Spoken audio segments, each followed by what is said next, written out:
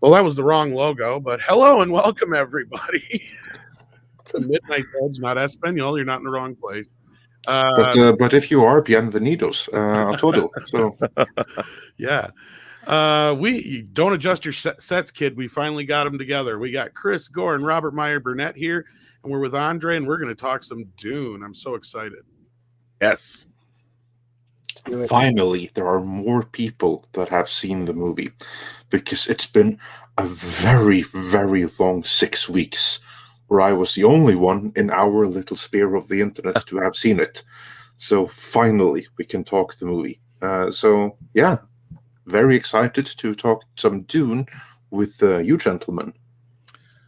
I'm excited to be here. Yeah. So how are you doing today, Chris? Doing well. I'm talking to Rob, my neighbor, who I never see. We only see each other on the internets. Yeah, exactly. The interwebs. Even though we drink at the same bars, apparently. Yeah, you know, Elizabeth's daughter had her 21st birthday, and we tore it up at the Blind Donkey. I've never heard such a bigger group of bad karaoke singers. That sounds fun. Well, next time you head down there, let me know. Yeah. Cool. Absolutely. So how you been, Robert? Been a few minutes since we've seen you as well. I know. You know, things are good. Just wrapping up our theatrical release of Tango Shalom, which hits VOD next week. Awesome. And, awesome! Can't wait to see it. We did a cool interview with Chris, so thank you for the kind words, sir. That was good. Sure. Of course. And working on more seasons of Dota Dragon's Blood, which boy, this next season's mind blowing. Nice. So that's fun. Cool. Yeah, that's very cool. Look forward to seeing all that and being able to discuss that with you once all of that is out. So I look greatly forward to that. Yeah, I should bring on showrunner Ashley Miller too. Oh yeah. Created the show. He'll come on. I'd love to talk some Red Sonja with him Yes. once we get around to that, since he wrote the draft that Bryan Singer was working on. Yes. Back in the day. So yeah, that would be awesome. But for right now, sticking a little bit in the sword and sorcery, well, hardly, but certainly in the pulp genre then, because that is where Dune hails from. And finally, the movie I know we all have been looking forward to for years.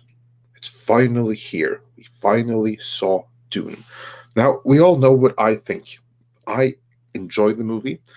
And I was left with some questions to how the general audience would react, and I still haven't that fully answered. But I do believe that the general audience, for the most part, are going to like this. I don't think it's going to be like a Lord of the Rings level massive crowd-pleasing hit. No. But I do think that it's going to win over the people it reasonably can be expected to win over, and I don't think that people are going to be leaving the movie confused the way that they were after the David Lynch theatrical cut. But that's my thoughts. Now, Robert, let's just begin with you real quick here. What's your history with Dune? How excited were you for the movie? So your expectations going in, and briefly, before we start breaking it down, your overall impression on whether or not you liked it, and then we'll get into the nitty-gritty after that. Well, I have to say that I was one of those kids when around Star Wars coming out. I joined the Science Fiction Book Club, which was a big deal. They used to put inserts for the Science Fiction Book Club in every sci-fi paperback, and I was a big reader when I was a kid. And Dune was one of the first books I ever got from the Sci-Fi Book Club. And I didn't read it right away. I read it the first time I read it, I was in the 6th grade, so I was 12. So I was 12 years old when I first read Dune. And I was, of course, like many people, completely captivated by the way the story was told. It's not, as we know, a traditional narrative. It's told through people's recollections and things like that. But I loved it. And I loved the world building. And then, of course, I read the first 3 books, Dune, Dune Messiah, and Children of Dune. And then in the early, I want to say 81, God Emperor of Dune came out, I think. And of course, that was really exciting. And this was, by the time I was 14, 15, I was full blown. We were in the midst of our sci-fi, the early sci-fi boom of the 80s, and there was just incredible films coming out, and the novels Frank Herbert was writing more. So there was God Emperor of Dune, Heretics of Dune, and Chapter House Dune, which was his final Dune book, which I think came out in 85. So I was a Dune acolyte, In 1984, in December of 84, both 2010 and Dune, David Lynch's Dune, came out within 2 weeks of each other. And it was like the literary sci-fi bonanza of holiday season 84. I mean, to say that I was excited for both of those movies was an understatement. And to varying degrees, I was disappointed by both, although I think 2010 is a great space adventure film, but I wish that Himes had leaned more into the book. It is kind of funny how both of those are kind of notorious in the world of sci-fi, isn't it? Yeah, well, like I think 2010 actually is a pretty good movie. The problem is, but a lot of people will go after it. It was too much a product of its time, in my opinion. I mean, where was the life on Europa sequence, dude? And all the life forms in Jupiter, and why did he have to go make it a Cold War allegory? Can you imagine if he just went by the book and said that it was the Russians and the Americans teaming up to beat the Chinese? Well, that would have, there was so much stuff that was. If I could remake one movie, I would remake 2010. I agree. I would date it. You'd still have Keir Dullea. You could tell the exact same story. You could make it really timely, and you could use modern special effects, even though I love the special effects in 2000. No, I actually enjoyed 2001, but yeah. Or 2010, I mean, sorry. The problem that then I went and saw Dune, and I reviewed both for my high school newspaper. Dune was a crushing disappointment to me on many different levels. The first and foremost being the visual effects. The visual effects look like they came out of the 1950s. And it was disappointing that the movie had become so expensive that in post, they just didn't have the kind of money they needed to create what they needed to create. And I think that Dino De Laurentiis everybody, as everyone did, wanted Star Wars. And Dune isn't that. Dune is more Lawrence of Arabia. If you're gonna look at something, it's a political movie. It's literally about revolution. It's about the overthrow of a government. There's all these kinds of things. It's about political machinations and backstabbing and everything that people nowadays say, well, I don't want any of that in my movies. But that's what Dune is. And obviously, Frank Herbert took so much of it from the world's, Islam and what was actually happening in the world, that it's a great allegory as well. So even though David Lynch's Dune is deeply flawed, I've never gotten tired of watching it. Yeah. Over the course of since the summer or Christmas of 84, there's so much of it that I really, really like. And some of the design work, I mean, the set design, the costume design, all that stuff. Yeah, it's just the visual effects. The sets are some of the most impressive sets ever put on film. Yeah, it's incredible. And also the actors. Look, watching all those actors, watching Brad Dourif talk about, giving a little mentat thing before he drinks when he sets his mind in motion, and all the different actors. I mean, it borders on almost camp, but I think it's a great pulp sci-fi film that's aged really well. And it's interesting because one of my favorite YouTubers is this woman named Mariana, whose channel is Impression Blend. And she'd never seen Dune, and she does a lot of reporting on books, and her taste in horror films is impeccable. And she watched Dune the other day and said, I heard Dune was not good, but I had no idea what a train wreck it was. And I felt bad because, I know she's young and didn't grow up with it. But I think going back now and watching David Lynch's Dune, especially for people who've never seen it, well, I think it might get lost to the sands of time.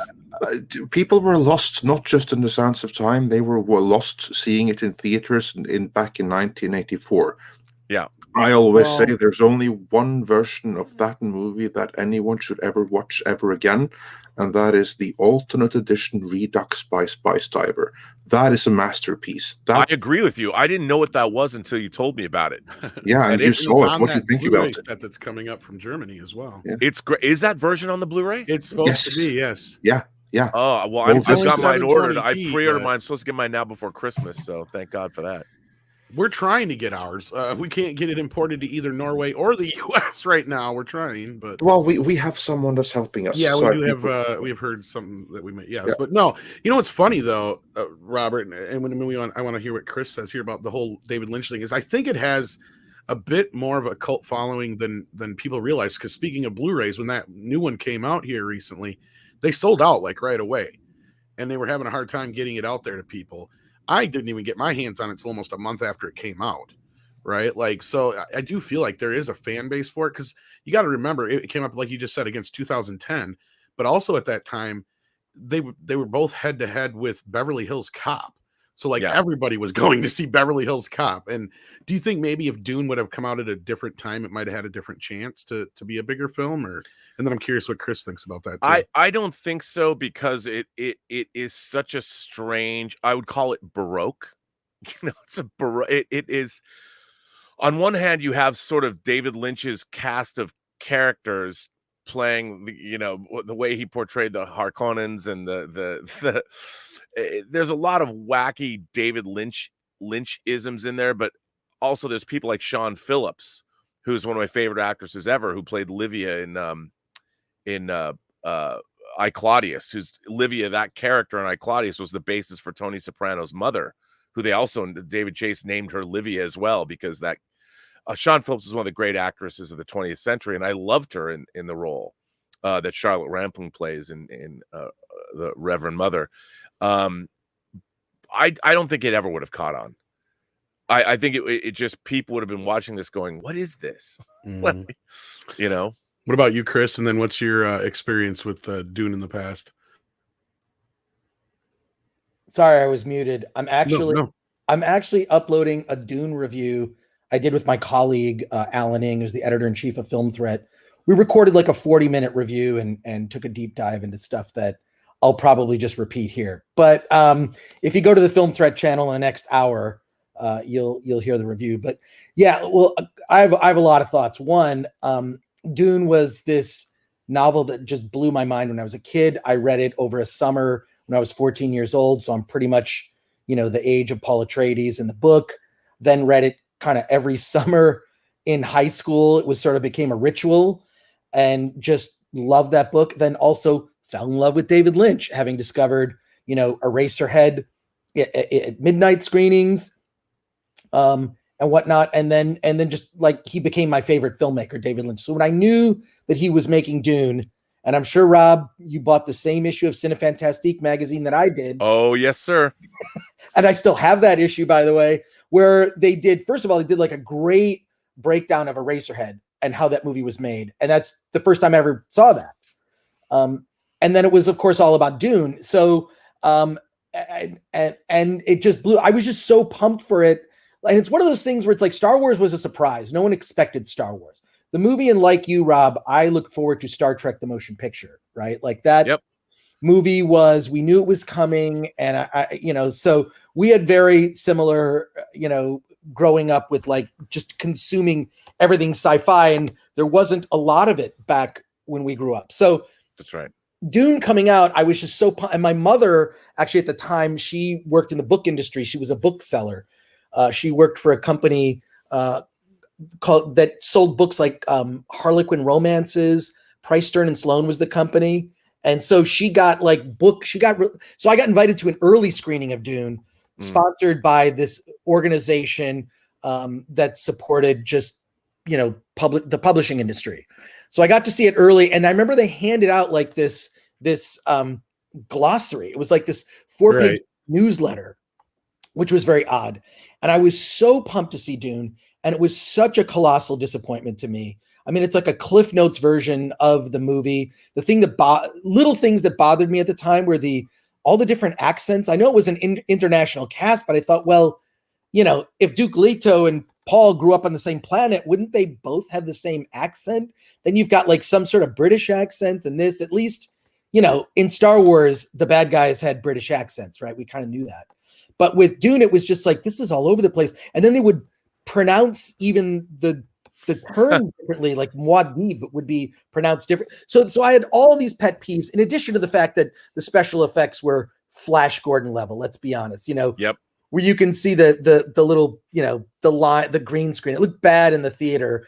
I've since gotten a new Blu-ray of Dune, and they've color corrected it so it's not as bad as I remember, but it was pretty bad on the big screen.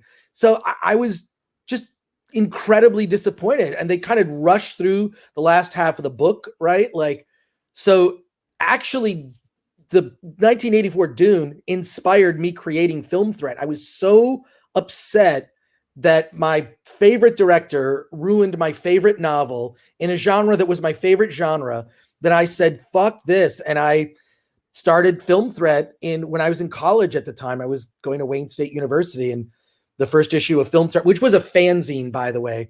I mean, it evolved into different incarnations. And I did, this is before Photoshop, but I sort of just hand drew, instead of the word Dune on a poster of Dune, it said dumb. And you can find that. If you search Google Images, I'm sure you can find the first issue of Film Threat. There's only 500 of those that were printed. It's 6 pages. But that, and I wrote a little rant about how I disliked the film. And that sort of took me into a deep dive of indie films, which I liked anyway. So that was my history with Dune. Later, I got to interview David Lynch actually at his house. And this was in Film Threat, was in print in the late 90s, and got to talk to him a little bit about that. And now looking back, I kind of maybe had like big balls to just say to him, yeah, there you go, dumb. And then somebody cut it off there on the picture, but yeah. That's okay. I misspelled principles too. It wasn't. That was a little nod to Citizen Kane, Declaration of Principles.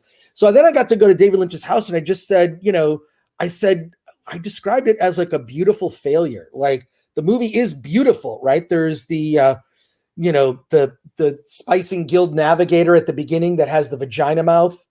I love that. It's a vagina mouth. I mean, let's be honest. And so, like, I've come to appreciate Dune. Like, why do we keep revisiting it? Because there are things in it that are pretty brilliant. Although the little sound controllers with Chuck Sauce, it's kind of dumb. He was trying to simplify the story, but some of the stuff is just like the production design and sort of the cruelty of the Harkonnens, like little off things where Beast Raban grabs that little snack and it's a mouse that he smushes, right, and then just sort of drinks like a high C, yeah, like a juice box for a kid, right? Like it was even worse when he tore out that cow's tongue, wasn't it? Which was a real tongue, yeah. All that stuff for like no reason. I even have the Japanese Laserdisc, which has like extended the Alan. Yeah, that's great. It's like, and the Alan Smithy version that Lynch took his name off of. I mean, it's just, it's really, I've come to appreciate it now. Like, and also having, getting to the new Dune. Oddly enough, I think that Denis Villeneuve actually borrowed from David Lynch's Dune. There are some things in there that seem reminiscent. He did. Actually, we at Midnight Edge, we were the very first to reveal that 2 years ago, that he was using the Lynch movie for like kind of like visual reference. So it's not like a remake, but he saw, they got this right, and this is like now so iconic that we're gonna do a spin on this. Like the still suits, for example, pure Lynch, because that was like very, very Lynchian still suits. That was something that wasn't there before. That was a design that came specifically out of his movie, and that's the design that they built upon for this one. Yeah, there are just a lot of things, even like the titling of the subtitling when you go to a different planet, and there was a title that would kind of tell you where you are. I think that was really, I think that's important, because it is. I mean, look, it's confusing, right? For someone who hasn't read the novels. What I'm really encouraged by is people who have not read the novel are understanding it. I think that Lynch tried this technique of getting into people's inner thoughts, and he'd say, yes, perhaps you wanted that. And it just seemed, it didn't work, right? The way that they use the subtitling for the Bene Gesserit like hand signals. I thought that was really clever. So, I mean, we can talk about it more, but my initial impressions are that movie just like changed my life as a kid, because it just took me down a rabbit hole of all kinds of other things like Isaac Asimov and Foundation. I was already a Star Trek fan, having grown up watching that when I was young, and Batman. I mean, all the 66 was a good year for television, right? Batman TV series, Star Trek. So Dune really was formative for me. So seeing now probably the best incarnation we may ever get of the novel on screen in a partial telling of the story is, I'm ecstatic. I just wonder, is the market ready for something like this? I mean, I think that audiences are more sophisticated now. I think they are ready. I don't think that, I think that they'll, but like, I think that HBO has blown the release, and that's my disappointment. They were talking about it. There's an interview that came out today. I don't know when it was actually conducted, but they're hinting that they're pretty happy with the way things are going, and it's most likely going to get a sequel. They didn't commit to one yet, but I would feel much better if that came out after the weekend. I know, that's what sucks too, because Andre knows where I was going with this. This is the kind of thing we always see before movies like this. Right. Like going back to Star Trek and a few others where they announce the sequel before the movie even comes out, so they can try and drum up some kind of interest in it. Right. They did say today in Deadline, and Sarnow says they're going to do another one. Yeah, she does, but she says she also doesn't want to commit to it or something like that. The way she words it is, she hedges it. Yeah, she hedges it quite a bit. Like, it's like, I'm not making a major announcement right now, but kind of thing. Yeah, so it was very much so like, yes, we're definitely thinking about it, kind of thing, more or less. Yeah, we're definitely thinking about it. It's absolutely on the table. Well, talk to me after the weekend. That's like the underspoken part. Right. So, right. Yeah, but my history with Dune actually is shorter. It's much shorter. Yeah, it is. Because I the first time I tried watching it, I was probably 10, I think, and I turned it off after the scene where they put on the shields on the bodies with the Patrick Stewart scene and stuff. I just couldn't do it. I'm like, this is just no. Couldn't follow it. I was lost. Didn't work for me. Tried watching the sci-fi one. I'm like, oh, it's cool. I wasn't into Dune, right? Like, I was more of a Lord of the Rings kind of geek. I was more into Dungeons and Dragons and stuff like that. So Dune was like that other thing. And then when I got to be a part of this channel, Andre did his retrospective. So I became a specialist pretty goddamn quick. I watched every version of it over and over. I haven't read the book, but damn near. I think you got the steepest crash course anyone ever got, going from basically zero to here's a 40-minute retrospective. You are to edit it. Go. Right, like, and to me though, doing it now as an adult, I think it's much more important. I think this is a franchise that it has a much older age curve to it, to where you have to be a little bit older, a little bit more mature to really get into it. And it does have that very kind of exclusivity to it, right? Like, there is this, because there's some people who just don't like it, right? You kind of either like it or you don't. It's just one of those kind of franchises, it seems like. But it clicked with me this last time, and I love it.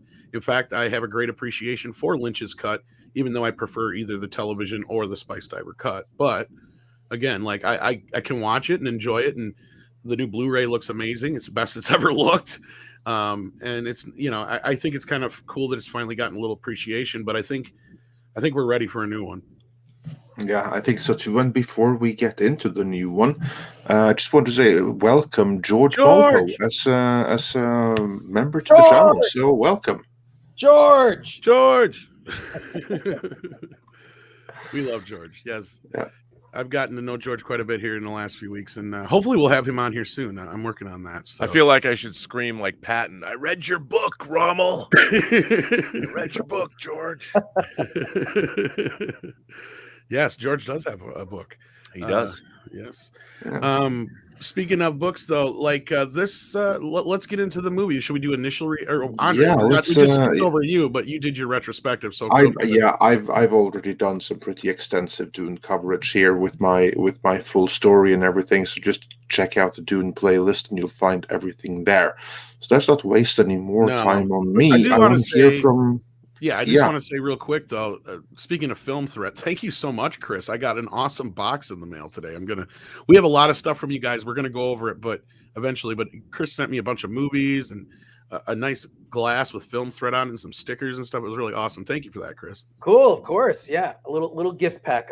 Rob, if I see you, I'll get you a film threat pint glass. Oh, I would love a film threat pint glass. You know what I've been doing? I've been actually going to the 35er bar and I bring a film threat pint glass and I leave it there on accident. They end up like going, oh, this must be one of our glasses, because they all say like Coors Light or whatever. Then I'll go to the bar later and I see someone drinking a beer out of a film threat pint glass because I got like 50 of them left over from this event that we did. So I've been slowly seeding them at bars through Pasadena. It's all part of the plan. Yeah, exactly. It's a little guerrilla marketing there. It's sort of a Banksy thing to do, I guess. You know, I like that, actually. That's a good idea. Yeah. George. Yes, George. Thank you for being here, George. And thank you for everybody in the chat so far. We haven't really got a chance to say hello to everybody in the chat. We do have a couple super chats we're going to get to before we get too deep into this. But yeah, as you were saying, Andre, you were about to take us to our next. I was about to take it because now we have established all of our esteemed guests' history with Dune. So with that, let us now get into the new movie. And now before we get into any spoilers, we'll discuss it all piece by piece. But before then, overall impressions. Did you like it? Did you not like it? What was good? And what are any concerns? Mr. Burnett, let's begin with you. Well, I was lucky. I saw it at the Steve Ross Theater on the Warner Brothers lot with all the filmmakers in attendance. And, well, not all, but Denis Villeneuve, John Spates, and why am I drawing a blank on the other writer's name, who's very famous? Anyway, they were all there and they spoke afterwards. But the Steve Ross Theater is the sound and the picture quality, obviously being that it's the Warner Brothers flagship theater on their lot where people go to look at their films. It was incredible. I mean, the sound design. I don't think I've often maintained that Blade Runner 2049 has the best sound design I've ever heard in a movie ever. And I saw that at the Chinese, and there was hardly anybody in the theater. I couldn't see it. When it opened, I was out of town, and then I went on Tuesday, and there was like 8 people in the theater at like 2 p.m. And I'd never seen a movie that was so enveloping with its sound design and picture. And I really do feel like Dune, I don't know how Denis Villeneuve does this, but the way his visual effects and all of that are so transportive. I felt that way about Arrival, the big wide shots of like the alien spacecraft. There's just a reality to them because I don't know if it's because he's using live background plates or I always say verisimilitude. There is a scope and a sweep and a feel to this Dune that only he is a director. There's no other director in history who's been able to do what he can do in terms of providing a reality to his science fiction, if that makes any sense. So it was one of the most transportive cinematic experiences I've ever had. So from that level alone, I loved it. I was just like, my jaw was on the floor the whole time. And Hans Zimmer's score and the actual sound design, I swear to God, I felt like they went on location and shot this on Arrakis or Caladan or Gidi Prime or wherever. I mean, it was like, it just felt that way. It didn't feel like I was watching a traditional, because now when you see things, he like Christopher Nolan, a lot of it's done live, or they combine live action plates with visual effects, and it really is effective. And so you're never aware like, oh, this was done with CG. And even seeing things like the Ornithopters, which I can only imagine, the Ornithopters are ships that are craft that are like, they have flapping wings. And when I was a kid reading about those in the books, and then there were other science fiction art books that came out around the same time, that would have paintings. Like I think Chris Foss he did work on Jodorowsky's Dune, and they wanted to do ornithopters with flapping wings, but the technology didn't exist that they could do it convincingly in special effects. If you want to see where wings were at in a movie, look at the original Flash Gordon from 1980. That was the extent of wings, so you couldn't do that. So to see the ornithopters the way that I imagined them when I was in elementary school was I loved it. And the sheer size and scope of the Guild Highliner and all the, just everything was just, I mean, it was incredible. It was incredible. So from that perspective, the movie just washed over me, and I just sat there. I'm like, oh my God, this is why I've wanted to go to the movies. I wanted to watch movies with this kind of imagery, with this kind of sound, played at ear-splitting volumes. And it was the closest thing. I mean, it was like having a great sexual experience with somebody. It was incredible.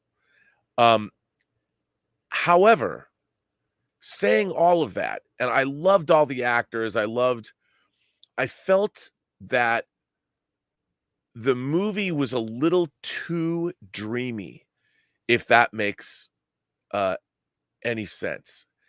And what I wanted from it, what I didn't get was, I love the first 4 seasons of something like Game of Thrones because all of the political machinations were there, all the different factions. And I felt in its desire to be a little bit more dreamy and to focus on Paul and his dreams of Chani and of Arrakis and of the spice and all that, it wasn't as focused as it could be.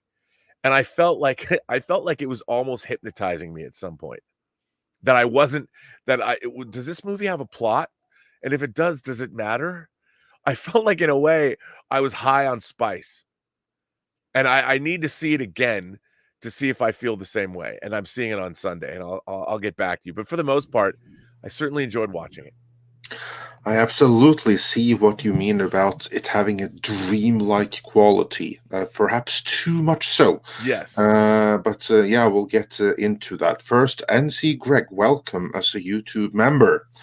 It's always nice when people choose to join us. And with that, Chris, your thoughts upon watching the movie itself, like your initial and your overall reactions of the film, and then we'll get into all the nitty-grittiness of how dreamlike it was, and the narrative and the score and the sound design and everything. But overall impression.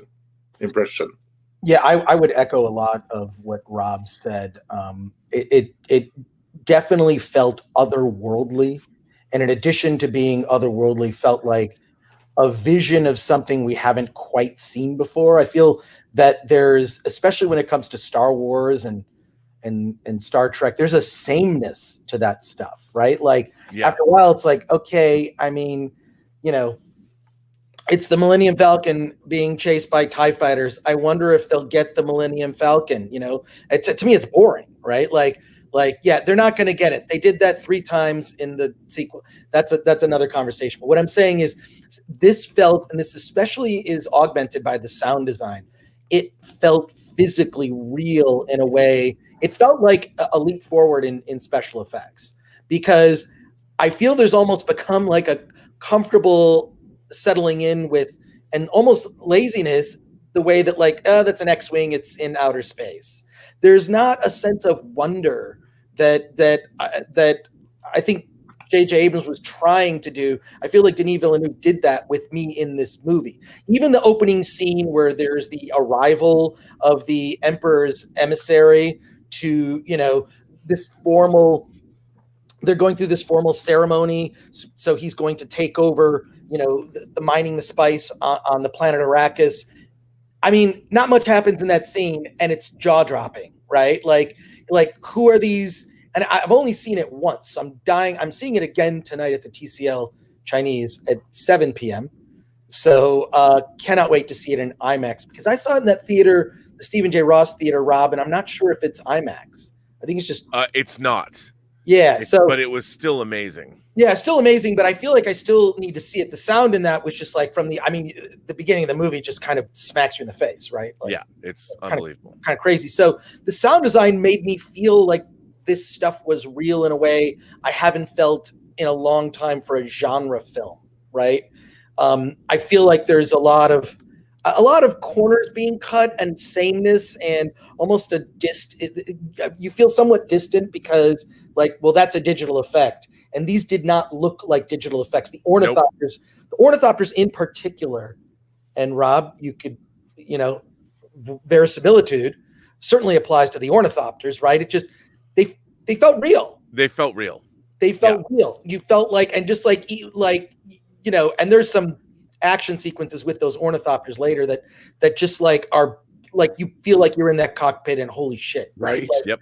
Where you don't feel that with like spaceships because they're so common, right? And I feel like there's a reality that Denis, was paying attention to, so that you feel the environment. You feel like you could almost smell it, right? Like it's so he paid attention to these little things that other directors just wouldn't take the time out to do, right? Like it's a thing I've argued with people that like the thing that we've lost in kind of modern filmmaking is seeing moments where characters are thinking. And we have these moments in Dune. And I'll point out a couple just because they're obvious examples. Michael Corleone in Godfather, when he goes to the bathroom and he sits back to dinner, and it focuses, what he's in his head. He's thinking about, this is going to change the trajectory of my life. Luke Skywalker looking out at the twin sons of Tatooine, pondering his destiny and his future, right? This movie Dune has those moments. I think it's a very 70s thing to do that. And I think that filmmakers are lazy today. They gloss over those kinds of human moments. And there's a lot of moments like that. I know it seems really small, and I'm sure half the audience is left with me fetishizing over this little detail, but it's an important detail because it helps you connect with those characters. And God, we can't really spoil it. I really want to talk about the end. Well, we're going to here eventually, but yeah. Yeah, but like that ending in particular has moments like that. Those moments of thoughtfulness by the characters that things are being laid before them where, they will be different and cannot go back after having stepped through that threshold. And I don't want to say what that is quite right now, but I mean, if you've read the books, it won't surprise you. And I was also pleased that there's definitely an accuracy to the books, and I appreciate that. So I think I said in my review, which will be on Film Threat and the Film Threat YouTube channel in the next, I don't know, it's processing. Why is this taking so long? Because it's YouTube. It happens, YouTube. So, but this is the best adaptation of Dune ever. And as a Dune fanatic, having read the book now 5 times throughout my life, it's just, it hit everything. Even though they didn't get into explanations so much how the shields work and why they use knives to fight, knives and swords. Right. And that's an important detail, because having a shield on can also be a liability. So they didn't quite get into that, but that's okay. Like, I like that they didn't over explain things, and they have a whole 2 other movies to explain how these things function. The technology, the technology is just there, which I appreciate. I mean, the original Star Wars, I'm talking about when the movie was just called Star Wars. They didn't explain things. It was like, yeah, that's a tool. Yeah, we have these droids. They're kind of annoying. They're like, we treat them like toasters or an appliance, So yeah, that's my initial impression. And I fucking loved it. So there you go. Well, that's awesome. I have to say also about the Ornithopters. Yeah, I was blown away by how realistic they looked. And I was like even thinking, why don't we have those in reality? I mean, someone needs to build them, because like the most amazing, stable flying thing that Mother Nature ever invented apparently is the dragonfly. And the Ornithopter wings is obviously inspired by that. So if we were able to build something, it would probably be the best flying thing ever made. So yeah, they were really, really impressive. That's one thing that I thought as well with the whole movie, was just that level of realism.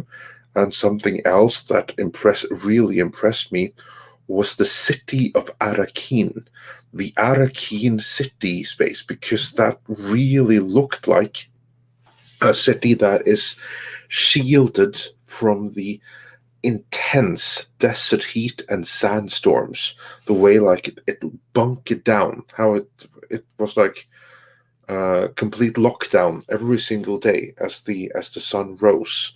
I mean, just that level of detail was pretty amazing. So I was like so impressed with that, and also the scale.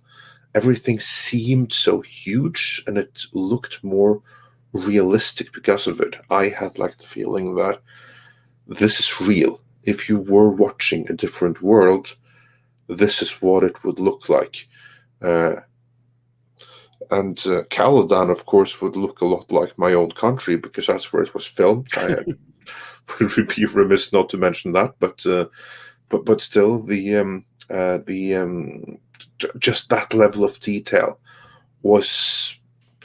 I thought it was like understated. It wasn't as imaginative as I would have liked it. One of the things that I actually really appreciate with David Lynch's Dune is some of the more out there designs I thought were pretty cool. And then of course they took it way too far in the 2000s version, whereas here they made it like more realistic. If you were to tell me that 20,000 years from now there's going to be a galactic empire and this is what they will be wearing, I'd be like, I can see that. So yeah, and I also liked the movie. My biggest objections actually came from reading the script and with the things in it that weren't there, and we'll get into that. But before then, Tom, your thoughts as the most recent comer to Dune? Yeah, what's funny about this whole thing is, as much as Chris loved it, I still feel like the one who's had the least experience with Dune and been the fan the least amount of time, I think I loved it the most of all of us. I was entranced. I mean, it was an experience. I mean, the sound design is so fucking brilliant. I don't think I think Robert is right. There's not a movie that has a better sound design and not just in the sounds that they created for the movie, but just how it's mixed. Like, it has an amazing fucking sound mix. It is just all encompassing. And the only problem I have with it is the music. Like Andre pointed out in his review, is because in some cases I get it. As a composer, Hans Zimmer was going for this idea that, you didn't know where the sound effects ended and the score began. But with that, I think that's where people are coming away with this saying there is no heart, because I'm not seeing that otherwise. Like, I loved the shit out of this movie, every bit of it. It literally, for moments there, I was feeling like I was back being a kid, and it was like, tonight on Sunday night at the movies, it's Dune, and that's what it felt like to me. That old feeling we used to get, that excitement throughout the film, I was getting that feeling. Like you said, Chris, there's moments where they actually allow the characters to have moments to reflect and think. And even though those moments are there, it does not feel like the movie's dragging on, right? Like, there's still so much to take in. And the more I think about it, like you said, Andre, too, you said this not too long after you saw it, the more you think about it, the more you want to go back and revisit it, right? Like, because there's so much more to it, it feels like. And you're like, you want to go back to that world. Because there's a lot to unpack here. Yeah, I hate CGI. I freaking hate CGI. I hate overly, drenched in computer, like, color timing and all that kind of stuff. I hate that look. Like, to me, that's something that has really taken the experience away from me, and probably one of my biggest gripes with things like, comic book movies in general, because they do that kind of shit too often. This movie doesn't feel like that. It feels like it's very naturalistic. Everything feels like it's natural. It does not feel like it was computer generated, even though I know in my mind 90% of what I'm probably looking at was outside of the stuff that was shot in, like, Norway and in the desert shots and all that stuff. Some of the sets and stuff I'm sure were real, but there was a lot of this stuff where you're looking at the grand shots of all the ships and stuff loading. Like, I know none of that's there, right? But it feels like it is. And the Ornithopter, like you guys are saying, like, you feel like you're in that fucker. You feel like you're a part of this thing. And it's not even, I wasn't even seeing it in 3D. I can't imagine what it would be like to experience this in 3D. I can't wait to get a shot at doing that, because I do know that they did a 3D version, but I'll be surprised if I can find it anywhere around here to see it. But wow, I was amazed. I was blown away. So far, this is the best movie of the year, pending Ghostbusters coming out. I will say that. That's my feeling on it. Oh, that's very cool. Yeah. Very cool to hear. All right. So With that, now we have established everything. So let us get into a little bit more nitty-gritty here. And everyone, please beware that there may be mild spoilers here. If you've read the books, or if you haven't seen the Lynch version or the 2000 miniseries, there's not going to be anything that surprises you at all here. But let's get a little bit into the story. Before we went live, Robert, you spoke about one of the things that you really liked about the story of the Lynch movie was how in the beginning of it you had like the scene where the Spacing Guild navigator goes to see the emperor of the known universe and say, oh, we feel something, there's a plot or something weird going on. Tell us, what's your plan? In reality, they were, of course, saying, tell the audience what's going on here, because it's a complicated story and a lot to unpack. So, Robert, you're muted, by the way. It was, yes, that scene's total Basil exposition. It's totally like, let us explain to you what's happening in this movie.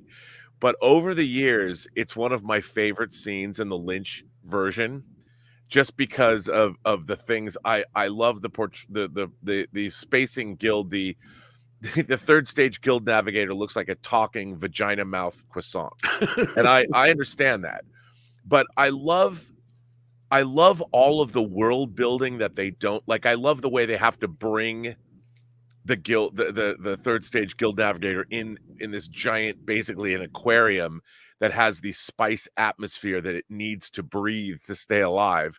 And then you have all of the soon to be third stage guild navigators in various stages of mutation from their original human form. And then you've got the Reverend Mother. You learn about the Bene Gesserit and how they have telepathy. You meet Princess Irulan after you've seen her in the opening of the movie. You see Jose Ferrer as the Padishah Emperor Shaddam IV, and you see his court. And there's just all this stuff going on, and you know, they're just lines of dialogue that I love. We have just folded space from Ix. Many machines on Ix. Like, what does that mean? No one knows what Ix is unless you've read the book. You know, no one knows why many machines on Ix is interesting. I just love that whole exchange. Robert, tell us, for those what I'm sure many wonder, what's the meaning of many machines on Ix? Well, okay. So in the Dune universe, there was the Butlerian Jihad, where there was all kinds of artificial intelligence. All of these things were eradicated from the universe because they were going to take over. They threatened humanity. So in the Dune universe, the idea is they can no longer make machines that resemble the human mind of any kind. And right, isn't that what we're talking about? Yes. And so this is a big deal, you know, to have these kinds of machines. And in the Dune universe, the human mentats, they're the people that have replaced computing. And then the Bene Gesserit, they have been manipulating bloodlines for thousands of years. I mean, the Bene Gesserit make up prophecies and seed them into the planetary populations, waiting for thousands of years for those prophecies to sort of take hold and dominate a culture, so then they can roll in and manipulate the people because they believe in their stupid prophecies that were made up by the Bene Gesserit. There's so much stuff going on in Dune if you've read the book, and so it's just the fact that they talk about machines, and I'm like, okay, well, that's a place you shouldn't be going, or maybe you should be. I don't know, you know. But that's when the Spacing Guild's hanging out on Ix, you know, they're pushing their own power as well. They're like, yeah, we go places you're not gonna let us just remind you that we're better than you, kind of a thing. That's kind of the way I always took it. Yeah, and that's a good way to assert one's dominance. We just Yeah. came from Ix, and you kind of need us because your empire is nothing without us. That's right. I mean, that's kind of what they're saying. And Jose Ferrer is so great because he's just standing there. It's not like the scene is blocked dynamically. I mean, the thing about Dune is people stand in place. It's a very still movie. People kind of stand in place and they think about things, like Chris was saying. They're thinking all the time, and you actually hear their voices. And then And then it's just what so the Spacing Guild is upset that the Padishah Emperor is playing these games between the Harkonnens and the Atreides. And they're basically coming in going, if this backfires and we don't get our spice, then we're gonna mess you up. Basically, you think you're the emperor of the known universe, but you know what? Really, without us, you're nothing. So they're coming in and they're saying, do not, if the spice production gets disrupted, well then, just a reminder, we're gonna, like Vito Corleone, if something happens to my son, I'm gonna blame some of the people in this room. and so they threaten him and then they leave. And I love that, because it's the only time you see the Spicing Guild in Dune, you know, and it's, if you know anything about the book. See, the funny thing is, when I was growing up, if you were a genre fan, if you liked Star Wars or you liked Lord of the Rings, or which we had the animated show, but if you reading these classic science fiction novels was as much a part of being a fan as watching TV shows or watching movies. There were books you just had to read because you couldn't talk to other fans. Like if you would go to a convention and people would look down on you if all you'd seen was Star Wars. Like science fiction fandom was all about having a literary background. Like you had to have read Robert Heinlein's Stranger in a Strange Land. You had to have read the Foundation trilogy. You had to have read Dune, or you couldn't talk to people. Nowadays, no one reads. They watch the movies. But back when I was growing up, man, because I would go to local science fiction conventions, and a lot of people just thumbed their noses because there wasn't a lot of great science fiction movies or great science fiction television. The only great sci-fi that existed was in books. And you had maybe a few movies. You could count them on one hand, you know, Forbidden Planet, Day the Earth Stood Still, 2001, Planet of the Apes, and then a smattering of other movies. But none of them were as good as books. And so, you know, watching the Lynch version, I knew all about Dune because I had read, I've heard that Warner Brothers, it was explained to me that they wanted to do a Dune trilogy, which was the rise and fall of Paul Atreides. And if people know the series, he's not a white savior. Paul Atreides, well, talk about a jihad. It ain't good what happens to Paul Atreides or the universe. And I've heard they wanted to make Dune Prophet, and Dune Messiah. And that would take us up to the third Dune novel, Children of Dune, which introduces, Leto II, who becomes the God Emperor. So there's a lot going on. Where was I? I don't even know what I was supposed to be saying.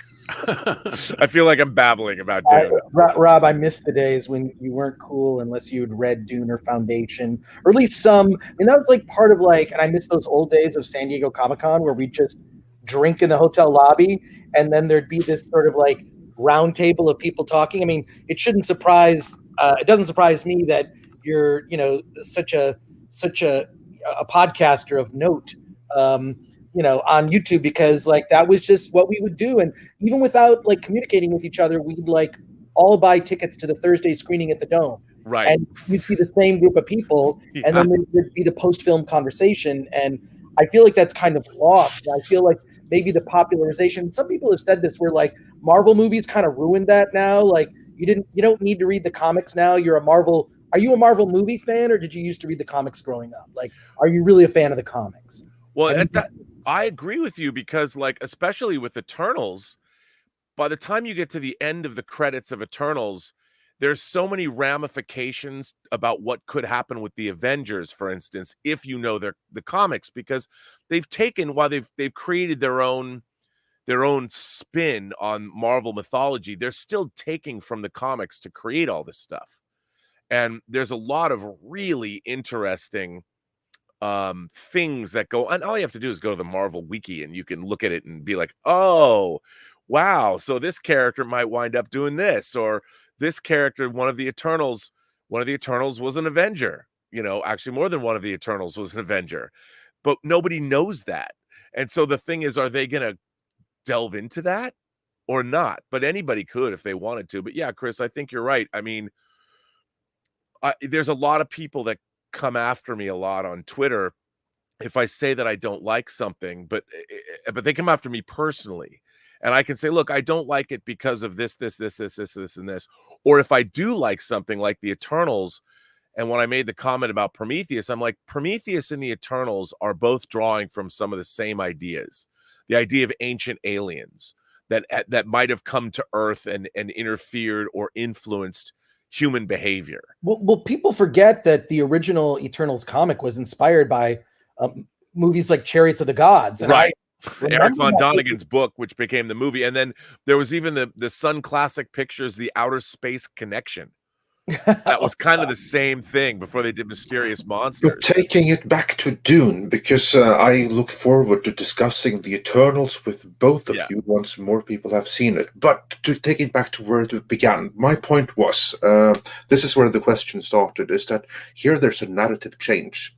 Because Lynch chose to start his narrative with basically the Guild and the Emperor explaining the plot to the audience. Yes. Whereas they weren't doing that here in this movie. Instead, it is structured more along the lines of the book, where you don't even learn about the Emperor's involvement at all until later.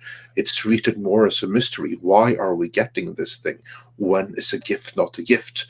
And then it's like the Baden Harkonnen that later hints, says that line. great line, where he basically is like explaining to Rabban that there's more going on here. So there's more for the audience to figure out. And speaking of audience, we have to welcome Rupert Christopher Haynes as a new member and Hunter Brandon. Thank you for becoming member. Welcome, thank you. But that. So how do you think about the restructuring of the story to be more in line with the novel? I mean, here we even got to see what happened with Duke Leto's father, which is something that surprised me. Yep. What's your thoughts on that shift in narrative? And do you think that the audience are going to catch the story when it's more of a mystery what's going on? Well, I think the greatest shortcoming of this movie is that it's only half a movie, and for various reasons. And I completely understand that, because David Lynch proved Dune is a very difficult movie to compact into one film. And I think that, especially with a movie kind of how it just ends, I thought the original script that you and I read, Andre, was a little bit more fleshed out. And I agree. And so you knew kind of a lot more of what was going on. And I think that it became a challenge probably in the edit bay, that rather than be more of an academic, straightforward story that people are more used to, that Denis Villeneuve went in that dreamlike direction. And I'm sure that was something that happened more when they got into the editing room. Because even the way they opened the film, the script was different in the movie. Now they open it with Paul, as opposed to what they did originally. And I do think, and the thing I'm most curious about is, are people going to get the story?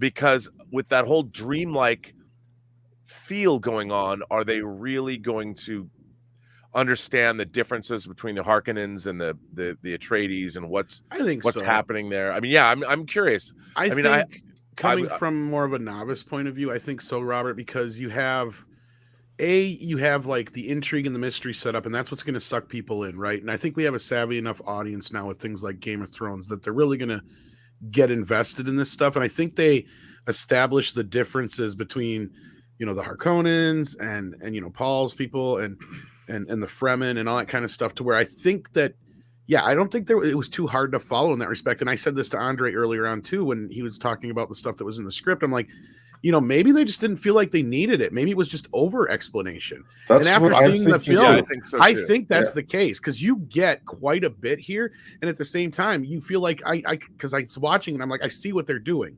They're setting up that intrigue there. So you have that investment. And for those who don't know what's going on, you're going to want to invest yourself even more and more and more into this story. And I think that if you gave away too much of what's going on, it would be too easy to just kind of logically figure out yourself. You know what I mean? Like, if you give everybody too much info, then it's going to be like, okay, well, I already know where this is going. Like, what's the point here? Like, it's, and once you give away too damn much, because like, I do like that kind of air of mystery, and it makes everything that like Baron Harkonnen says complete, like it means everything even more, because he has very little dialogue in this movie, and you can tell they're setting up so much more for the next films, which I hope we do get. But like, no, I don't think it's too hard. I don't think it's going to be too hard for the audience to follow at all. If anything, you're going to have more people bitching that it's too boring and slow. That's what I'm afraid of.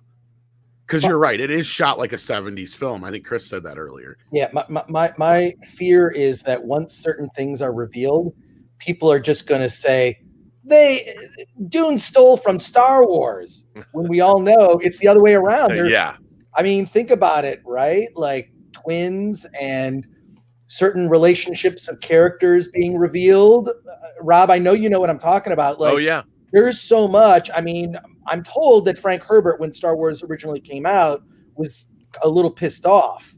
So that there are just elements. But I think once the whole story is revealed, that people are going to say, God, this is, especially if they're accurate to the book, it's going to feel like Star Wars stole from Dune, when we all know it's the other way around. I mean, I'm sure we've all seen the Alejandro Jodorowsky's Dune, the documentary. What I did like about that is seeing the story changes that Jodorowsky was planning, including an incestuous relationship between Paul and his mother, because I feel, having read the book, that's implied. Like, there's a weird, I mean, I don't know, like it's sort of like, and nothing is carried through. It's not, but there's this almost tension between the mother and the son, right? Like, did you get that feeling when, I mean, this is out of the book, by the way. And it's played out more so in the movie, I think. Yeah, a little bit, but it's like, but Jodorowsky was just going to put that out there, which makes, Aliyah becoming an abomination, so to speak, even more tragic for her, right? I'm curious what your thoughts are, Rob. I completely agree with you. Yeah. And I there's a little bit of that. There's a little bit of the tension between Lady Jessica and Paul in the film. It wasn't like, I felt like Francesca Annis in Lynch's Dune was much more motherly to well, I mean, they have the scene where he basically tells her, "This is your fault. What did you do to me?" Like, kind of right. Yeah. And of course, the whole idea that Paul is a product of, I mean, one of the things I really liked about Dune is this story. Like, what people don't understand about Dune, it's the women that are behind the manipulation of a lot of the galaxy. And they have been the story of the savior myth, the perfect being, the Kwisatz Haderach, that whole idea of that comes from the Bene Gesserit, and that Lady Jessica has betrayed her order because she was in love with the Duke.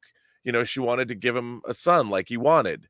And so, yet there's still that tension and push-pull because she was doing something for her husband and going against her order. And so I agree with you. And I think, Chris, that there's a tension in the film that wasn't in the original Lynch version between mother and son that I liked. I think it belonged. I think they did a better job here of giving us what this is about. Cause like, I didn't get a lot of that from the Lynch film, right?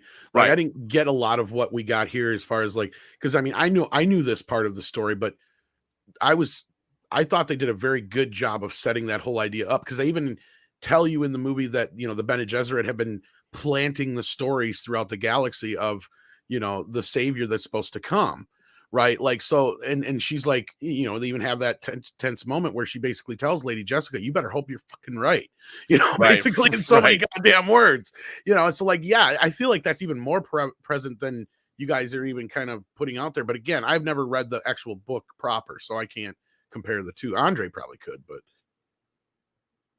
I think they do a great job of explaining that. I got that really well from this version. It makes complete sense. Yeah, that's what I've heard too, because because when I saw it, I spoke with other patrons who also saw it, who were unfamiliar with the books, but they were very well versed in film in general.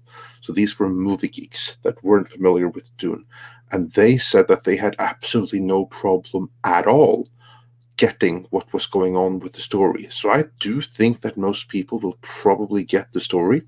I'm not so worried about that. My issue is basically that, yeah, like Robert, I read the script and I thought the script was fantastic, and what I liked the most was how it was able to convey exactly what had happened before in the prehistory with the war against the machines, the mentats. It even was able to explain the reasoning for the feuds between the Harkonnens and the Atreides. Even that was in the original script, the exact reason. And they were able to do it in a completely non-forced way, where you didn't feel that you were being lectured. And none of that was there in the movie that we saw. And probably it didn't need to be, because as soon, like, the only thing that this movie kind of has to do is to get the audience involved and wanting more. If it's able to do that, there's plenty of time to explore the universe later on. It could be like the risk that if you were to include too much of the backstory, then you start having a movie that is not necessarily preachy, but one that gets caught up in trying to throw narrative and world build maybe a little bit too much. And this one certainly does not do that. Instead, if it errs on the side of too much, it's like too dreamy in some sense. But I guess that's something that you get with a director like Denis Villeneuve. You kind of like have to take the good with the bad. And the bad is that you might get a little bit too much of the good. So yeah, I'm not too worried about that, actually. I think that the audience are going to be fine, because the story here is actually fairly straightforward. And Rianod wonders, do you think there will be a director's cut of this? If it's Chris? successful, yes, I think so. Go ahead, Chris. Sorry. Yeah, we haven't heard from Chris in a while. What do you think? Will the audience understand? And will there be a director's cut with even more? I hope so. I mean, what was it? Someone from the cast mentioned, I think it was Jason Momoa, said there's a 5-hour cut. I mean, generally those are assemblies. That's not like exactly cut of the movie. So here's the assembly. Here is everything, every scene in the movie, and then you begin to whittle it down. But I would love for there to be one. I would love for that to exist. I think that's something that would be worth putting out, say, after everything is all said and done. You know, after, say, at least the second film is done. That would be nice to see. Or, you know, I mean, they did that with Lord of the Rings, right? I think they'll do it like Lord of the Rings, but I think you're right. Yeah. Yeah, an extended cut. I mean, look, HBO Max needs to do anything that they can to wring profits from this, right? Like, it's so, and they certainly did that with Lord of the Rings, except that those turned out really well. Those extended cuts are actually very good. Mm-hmm. So I would like to see an extended cut with additional scenes, but not now. Like, it's too distracting. Like, let's wait till it's all done, and then we can take another look at it. Right. I mean, you know, we forget, like, we live in this time where we're just like consuming, you know, content and media so quickly that by Monday people will be talking about something other than Dune, which is sort of just, you know, kind of depressing. Whereas, you know, I miss those days where you would see a movie and then talk about it all summer, right? And probably see it, like the Star Wars films. I think I saw each of them in theaters in first run 7-9 times each, you know, like, and then you would talk about them, and you didn't have the benefit of the internet to just, you know, oh, I'm going to find that scene or whatever. It's you had to take it all from memory, and just the conversations and the thoughtfulness. And I feel like that's, you know, it's not as present, let's say. So, well, and that's an interesting point, because I think that's one thing that I know Andre and I have expressed, at least our fear for the film, is now that it's already been out for X amount of days or weeks or whatever in other places, is the interest even going to be there by not Monday morning, but now already? Because like a lot of people, they probably have moved on to other things. Robert, do you think there's going to be a director's cut? I know, you know, from your point of view, you were a part of the Lord of the Rings. I have a feeling that's my answer to this, is I think they're going to kind of do it like that, is they came up with the director's cuts as the movies were going along to kind of promote as it was going. Wasn't that kind of the case? Well, yeah, I mean, look, they always knew they were going to do extended versions of the movies. Yeah, Peter Jackson knew. I mean, that was always something that they were going to do. With this, it depends, because there's directors now that don't, you know, they say that the movie that I've put out is the director's version, and that's the I way kind of think that Denis Villeneuve is one of those directors. I do Maybe, too. but maybe not. I feel like this movie was told by Warner's told him, you got to keep it under 2.5 hours and we'll give you a director's cut later. That's what this movie feels like to me. Well, I think though that I don't know. I mean, because this film does feel like the stuff I would want to see is more character-based stuff.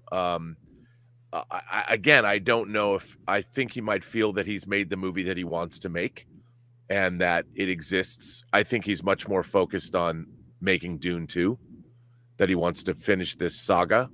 Or I think he actually wants to make 3 movies so he can finish the story of Paul Atreides. And because that would make the third part, if he's able to do Dune Messiah, that would be one hell of a movie. That's something I really want to see. And we kind of saw a little bit of that in the Sci-Fi Channel miniseries, but but yeah, I don't know. I don't know if he'll do a director's cut, but like you pointed out, they want to maximize. Chris pointed out they want to make as much money off this as possible, and doing some kind of a director's cut is a way to do that. Right. And look, I wouldn't say no. I'm going to buy the 4K of this anyway because just because it's an astonishing achievement from an audio visual perspective. So, but I do think what'll be interesting if they do make Dune Messiah, not to jump ahead too much, it is sort of bookended, right? There's a bookend. I don't want to go into it too much, but you know exactly what I'm talking about, Rob. Yeah. There's something that's a perfect bookend if you've read the books that connects to this Dune film. An element that will not be present in the next Dune film, but will be in Dune Messiah. I don't want to be too mysterious, but I do like that they sort of glossed over things. It's just like, hey, it's just part of this world, right? It feels more organic, and I feel that like they'll explain those things as they go. And there's supposed to be this Bene Gesserit television series, which I think will be somewhat Game of Thrones-ish. Kind of, it's basically a series that exists within the world of Dune, which will explain the sort of seeding of these, this Messiah myth that they spread throughout the galaxy. They've been building up to this moment for quite some time. So I think it's going to be all about those political machinations.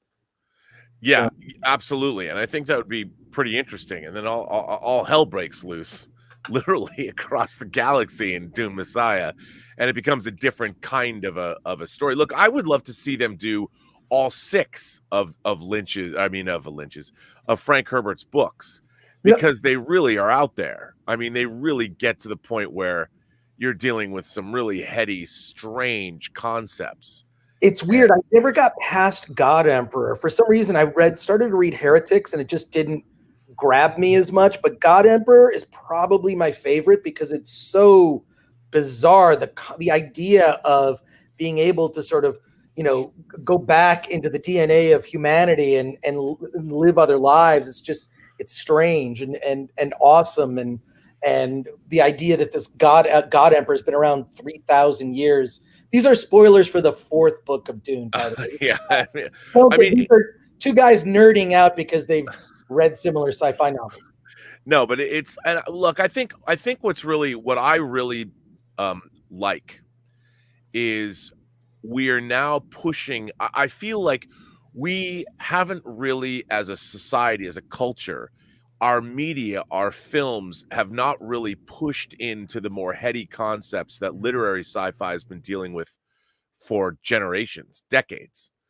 I mean, the idea like we talk about gender, for instance, in such a rudimentary way. Anyone who has any cursory knowledge of science fiction knows that you go all the way back to like Ursula K. Le Guin's The Left Hand of Darkness, which a lot of people now go, well, she was a bigot or whatever, which I disagree with, but she was dealing with these kinds of issues 40 years ago, and these kinds of things have been going on in science fiction. And I love seeing the more heady concepts that have been part of literary sci-fi since its inception.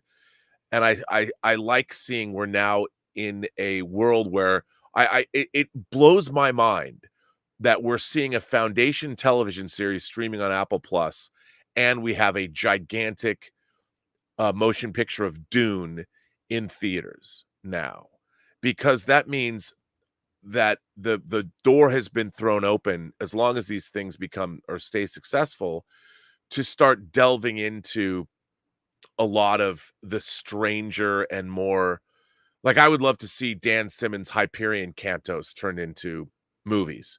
Hyperion, Fall of Hyperion, and Endymion, and Rise of Endymion. And Martin Scorsese at one point was attached to those things. But up until recently, nobody would ever touch those. You try and go and pitch that to a development executive, they're looking at you like, what?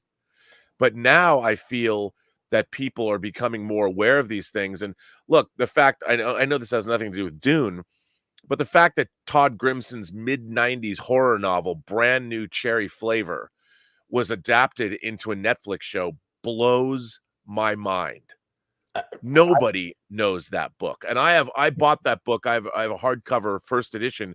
Like, it's worth hundreds of dollars now because I was like, I looked it up. I'm like, who decided, like, this is clearly a book somebody read when they were a kid. They grew up and they became a person of power in Hollywood, and they brought up like, yeah, well, I want to make this book, man. And when you've got people like Grady Hendrix doing the Paperbacks from Hell, all of this literary stuff that I wanted to see made my whole life, whether it's horror or science fiction, is now fair game. And now, unfortunately, it's not like anybody will have read any of it. The development executives like, well, we have to find what's the next big sci-fi property. They're not going to read what these are. They're going to have their readers. They're going to read coverage and be like, well, that sounds good. You know, so I wish society would actually read these books, because we'd be better off. But it is cool to see that there's so much interest around Dune now, because you have an A-list director making it. So I find it very exciting that there is excitement about this movie. It's going to be very interesting to see how fandom reacts to it. Yeah, that's the thing that interests me the most, is what's the reaction to this? That's why I really want to be there on opening night. And the IMAX screening I'm going to is nearly sold out. There's just a smattering of seats here and there. It's just, is this going to be accepted by the general public? Because I grew up at a time where the smart sci-fi wasn't, right? And it was like, you know, occasionally we get lucky with a year like 1982, which, if you just go through the movies that were released that year, it's incredible. But, like, you know, now we're living in kind of this golden age, but almost like there's too much. And then the audience, I don't know if the audience is there. I mean, like, if Dune makes money, that's great, because that means that there's a thirst for smarter sci-fi, you know. But are we going to see more Blade Runners, or are we going to see more Mandalorians, right? Like, which Mandalorian is pretty, I don't know. It's fine. It's good. And it had its moments. And that's kind of what they should have done with the sequel trilogy anyways. It was more of a continuation of Han, Luke, and Leia.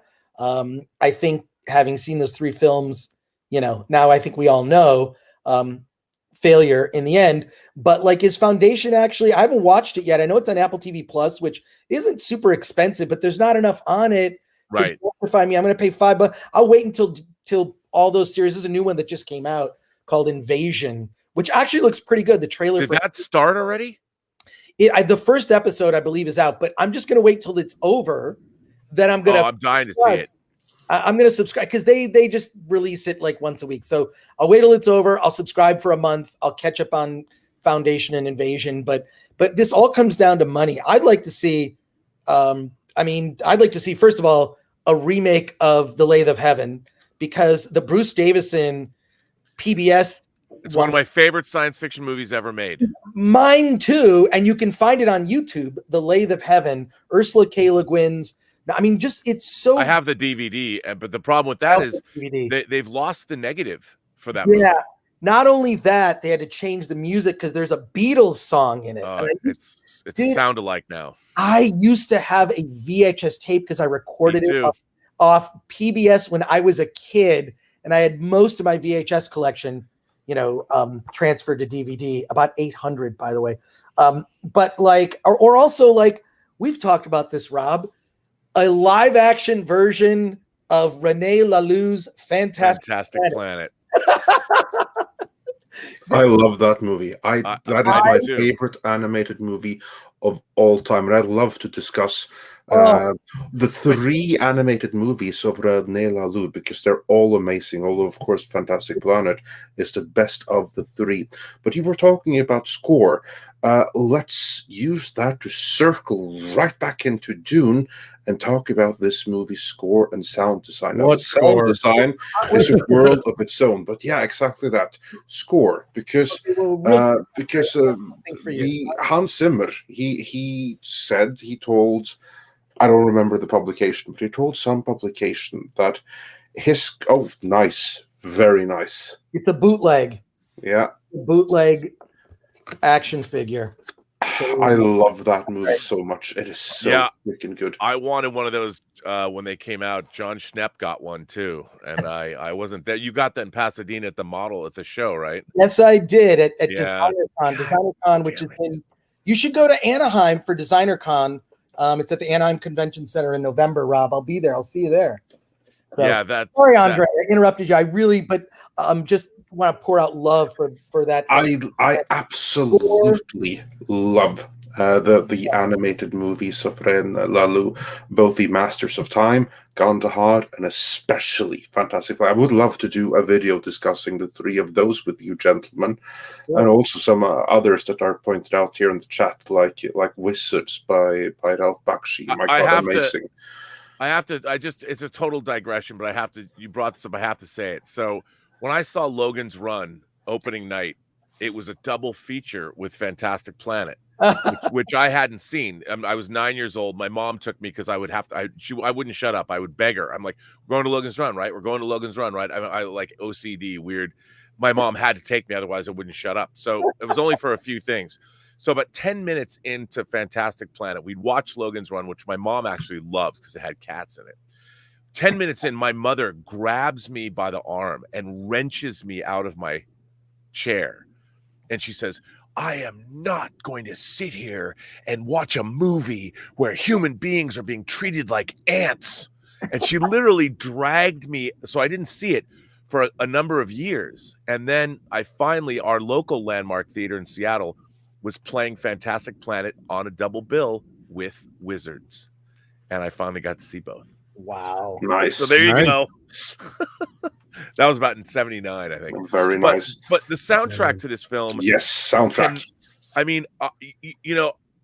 The percussion and the instrumentation that is used. The percussion was synthesized. And this is one of the things I was saying, because Zimmer, he wanted to make a distinct, non-earthly sound. So even the percussion is not actual beating of drums. It's synthesized. It's insane. I mean, it's like, how Prince had that percussive drum, that synthesized drum he'd use like a lot on Purple Rain. Whatever they were using, the score was, people are like, well, it's not like Brian Eno and Toto. And I'm like, no, but I have an affinity.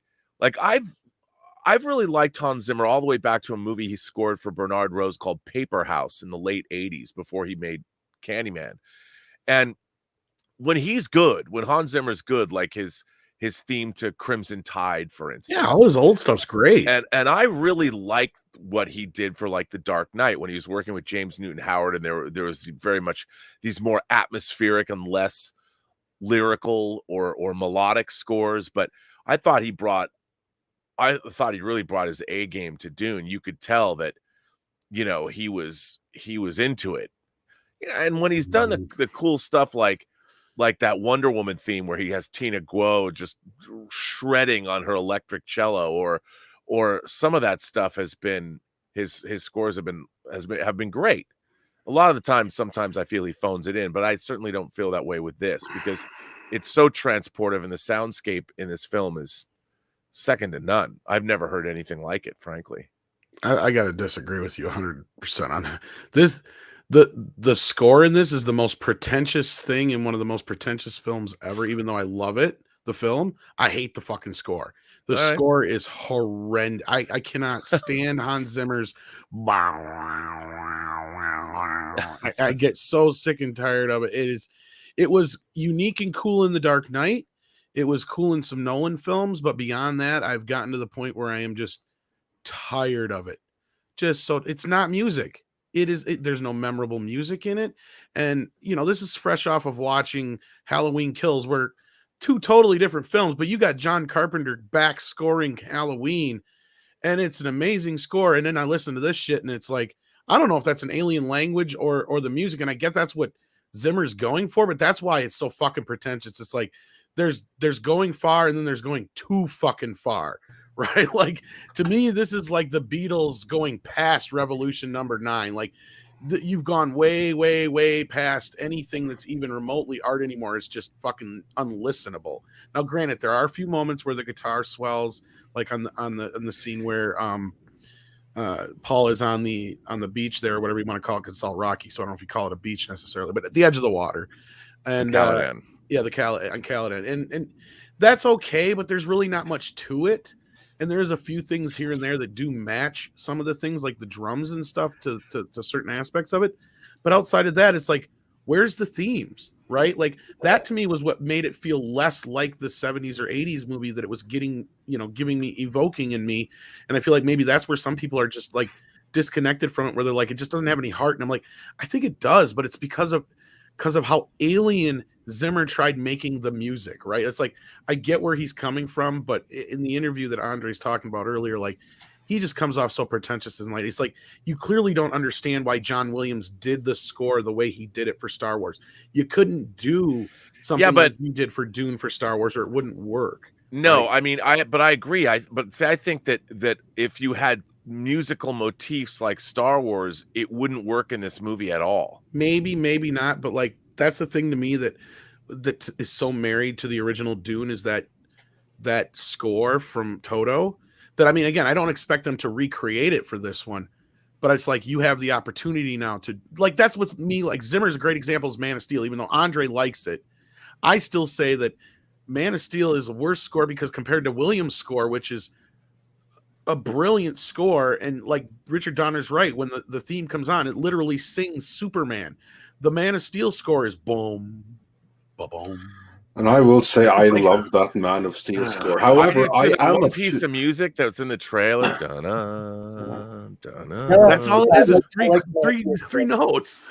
Okay, Yeah, well, but, I disagree sure. with both of you. I think the score is just okay. And it doesn't, I think it's augmented by the sound design, but for Hans Zimmer, I think our expectations are much higher. So the fact that it was an okay for Hans Zimmer score, which is still better than most scores, it just sort of sits in the middle. And I was looking for, like, is there a theme? Like, is there a spice theme? Is there a, friend? Like, there weren't real clear themes for characters. There wasn't we're looking for that leitmotif, right? Like, where was it?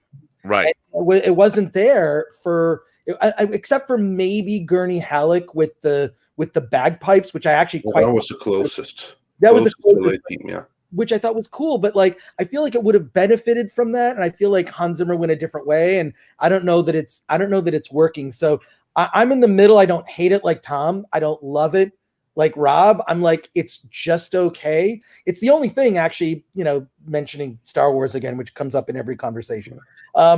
It's the only thing George Lucas, like, it exceeded his expectations. Every other aspect of Star Wars, George Lucas was tortured by. And the only thing that exceeded his expectations was the score. And of course, I think that score for Star Wars, we probably wouldn't still be talking about it if that music was not a part of that experience, right? It just, that changed the landscape. So probably. I have to say that I'm of two minds here, because what I've always said is that I think the score, as it is, augmented by the sound design, fits perfectly with the imagery on screen. Yeah, it does not detract from the movie because it fits it perfectly. I see what Hans Zimmer is doing here. However, I do feel that if you were to take this movie and you were to give it to three completely different composers, you were to say that here's the locked movie, now give us your vision for how this was going to be.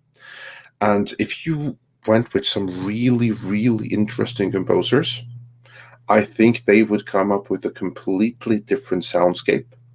And I think that one or two of them might do something that would be better for the movie. than what we have here.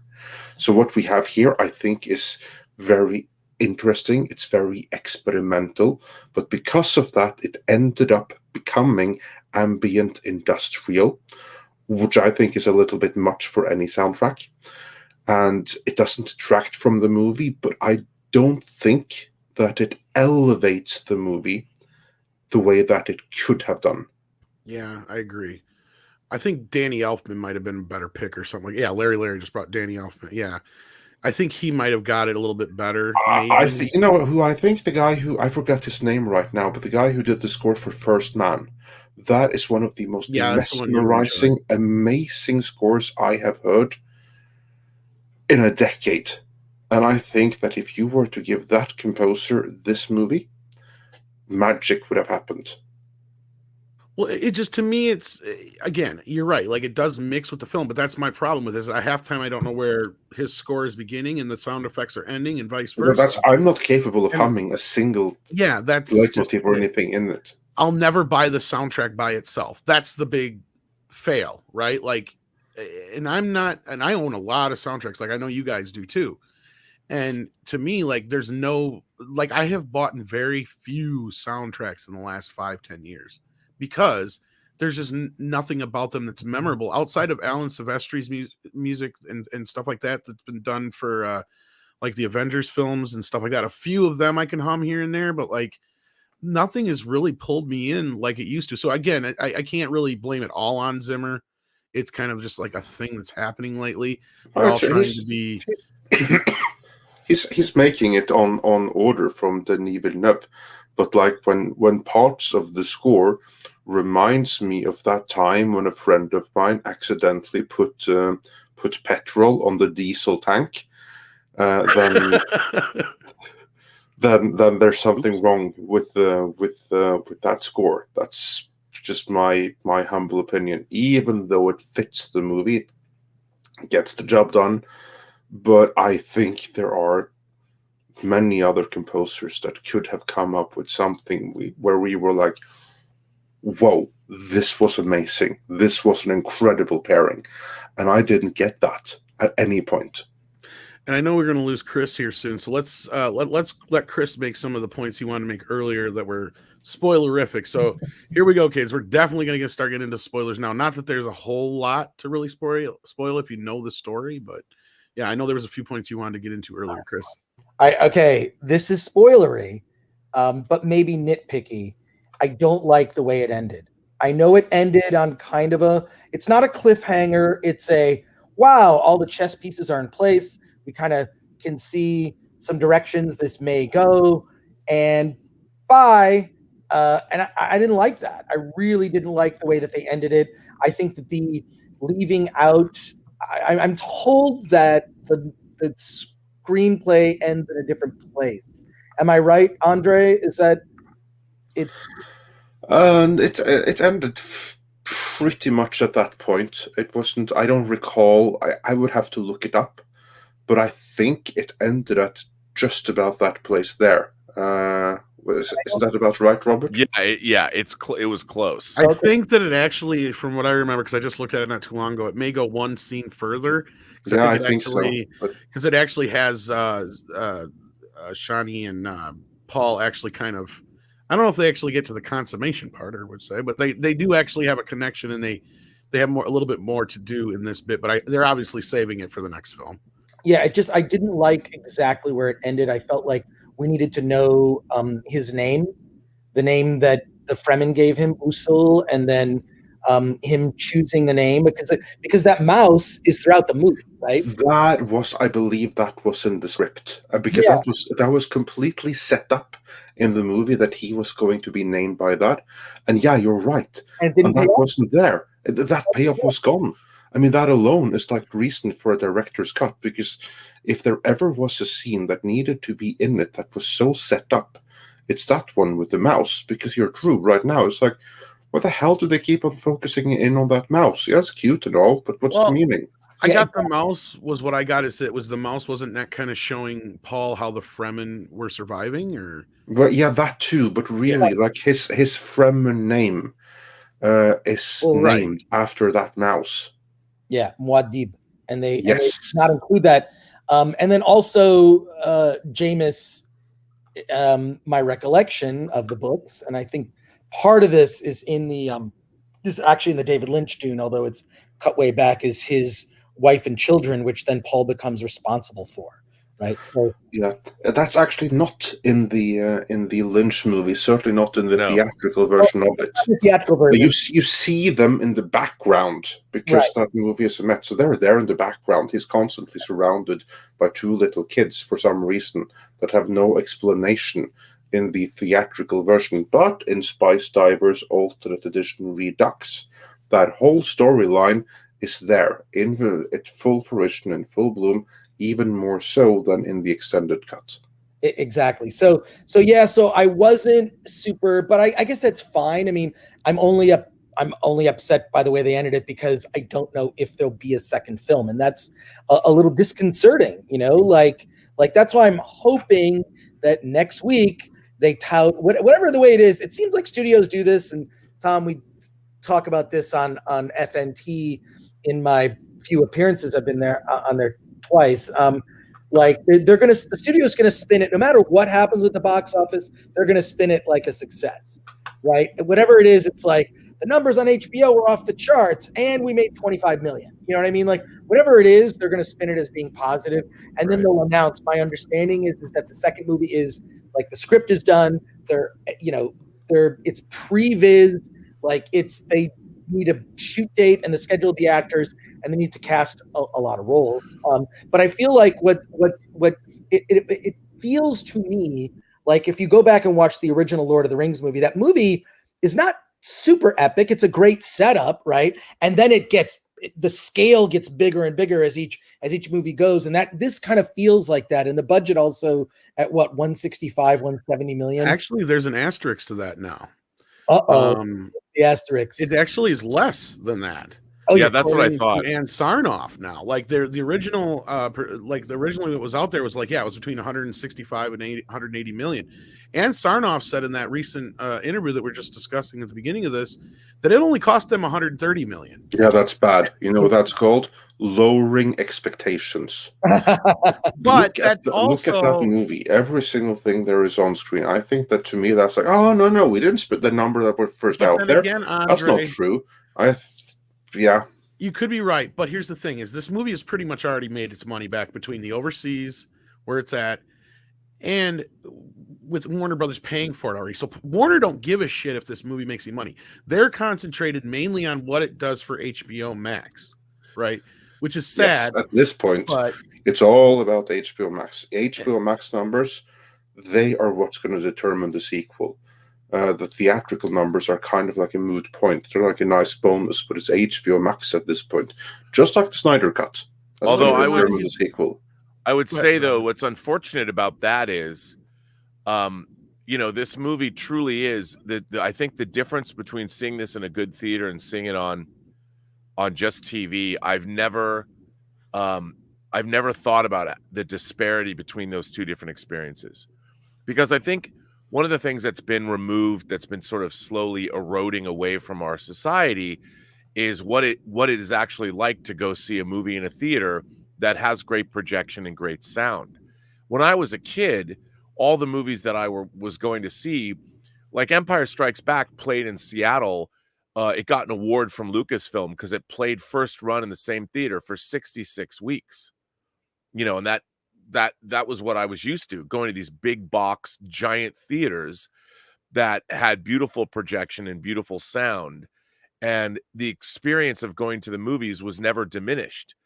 And as multiplexing and the malling of America happened, and people would they would open theaters in malls, and they were much smaller screens, the actual event nature of a movie was sort of diminished.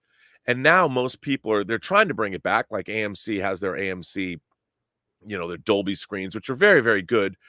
But they're also concentrating on let's make the movie going experience more like what it's like at home when we'll give you really great sound and projection, but hey, you can order gourmet food, and hey, you can have these recliners and stuff like that. And I really think in a way the whole art form of movie going and exhibition has been diminished.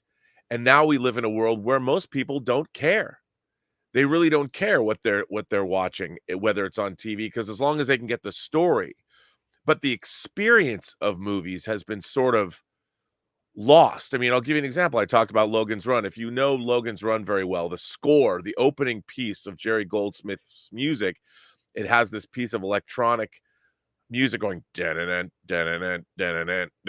I remember seeing it for the first time, and then you hear the horns come in, and the score is incredible.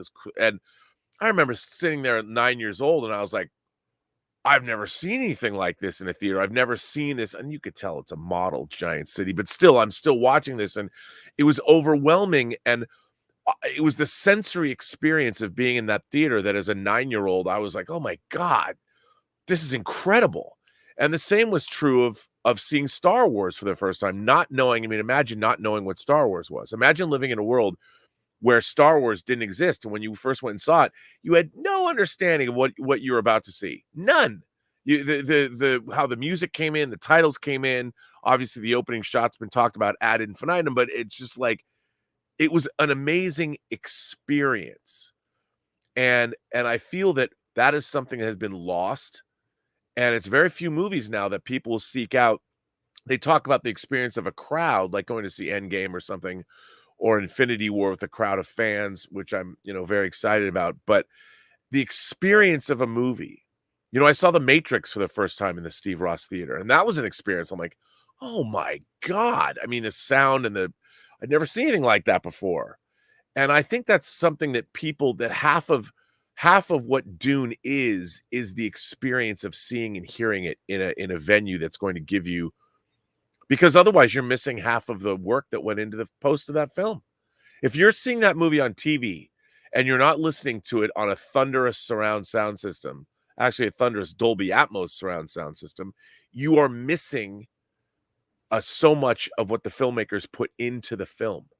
And I feel that's a mistake. Well, and it wouldn't be so bad if we lived in a world where like things were like most people had great big TV setups and surround sound and stuff like that. But I know that's not the case. And in some cases, most people don't even have their shit set up correctly to watch it right. They don't even have the aspect ratios of the exactly. TVs. I have motion smoothing on. Motion smoothing. Good luck with that on Dune. Oh God, it's horrible. It makes everything look like soap opera. You're preaching to the choir. Porn, I can't stand it. It's the worst. The worst. Yeah, but I agree completely. Like, if there ever was a movie that needed to be seen on the biggest screen possible with the most powerful surround system possible, it is this one. It is Denis Villeneuve's Dune. However, I think there's a negative side to that as well, because how long do you have the opportunity to do that? For the rest of the eternity, it's your home theater or even your mobile or something like that, which means that having the whole experience of a movie being seen on that screen, it's something that the people who happen to be here right now, who choose to go see it in IMAX, they're the ones that's going to get that experience. Everyone else that comes later, everyone who right now isn't old enough to go, everyone who hasn't discovered Dune yet, everyone who's not even born yet, they'll never have that experience. Nope. That is actually, I think, is a point against Denis Villeneuve, because he made a movie without longevity. He made a movie where a big part of the experience is something that is going to be unattainable to everyone a few weeks from now. Yeah, I mean, I think that, look, I think that it's one more step in the infantilization of our culture. And I'll tell you, that's why if you look at the numbers, the foreign numbers on this movie, they fascinate me, because the two places where Dune has made the most money are in Russia and France. The two biggest markets it's been released in.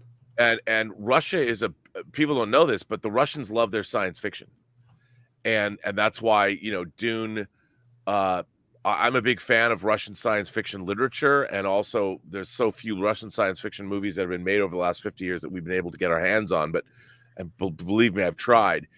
And the French, of course, they love cinema. There are two places in the world that both Russia and Obviously, Russia has a very rich cinematic history. Editorial montage was basically created in Russia.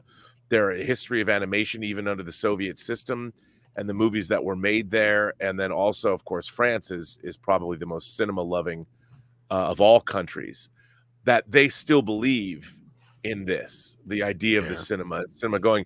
And when everything goes to streaming, you know, there's something contemplative when you go into a theater to watch a movie on a large screen, because there's nothing else going on. You're in a dark room with strangers, hopefully immersed in a an shared image. experience. Yeah, and there's also no other way to get that kind of imagery.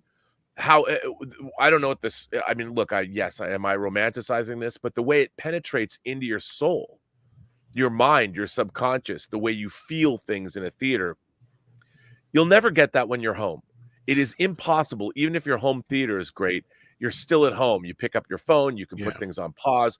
When you get into a theater and the lights go down, your focus is only on that. There's nothing else that matters.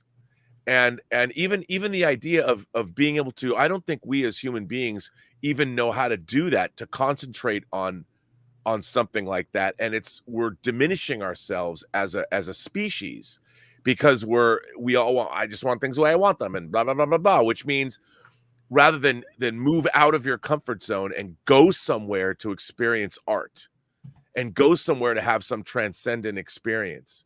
Everybody, I'm just going to be at home. Well, the experience is never going to be as focused or as great as it could be.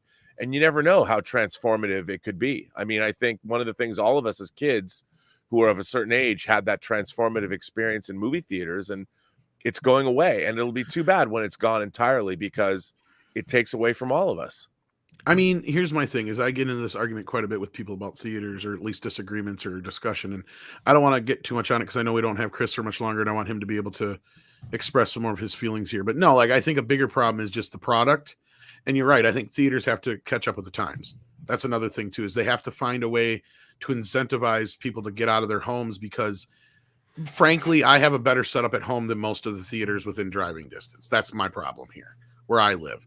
But I'm hearing a lot of things about the movie. Like, a lot of people are saying that the shows where they're at are selling out. They're not able to get in until Friday or Saturday to see it. Yep. So that's kind of a good thing for the film. But Chris, was there any other things that you wanted to discuss real quick before you had to rush? A couple things. I totally agree with Rob about the theatrical experience. Rob, you and I are spoiled living in Los Angeles. Some of the best screens, the best way. And not only that, trained audiences that respect the experience. If you go to the Alamo Draft House in downtown Los Angeles, they are very much about the theatrical experience, right? And I'm so sad that our ArcLight is gone. The one in Pasadena that's close to you and I, I'm told it's going to be turned into an AMC. Who knows? I hope they just throw the little AMC branding on it, because I'm 3 blocks from where that is. I want to start going back. So we're spoiled, and audiences in other parts of the country, are like that as well. Austin, Texas is a huge film town, right? And audiences there, I mean, that's like the best. I have a movie I'm hoping, fingers crossed, will be at South by Southwest soon. So those audiences, they're just so film savvy, So and I was in Michigan recently and saw a movie there, and it was just like going to get fast food. That's what the experience felt like. It was like the fast food version of seeing a movie, as opposed to like, coming to LA and seeing a film and it's like Ruth's Chris Steakhouse. It's different experience. But Dune is something that, like, I just hope it continues.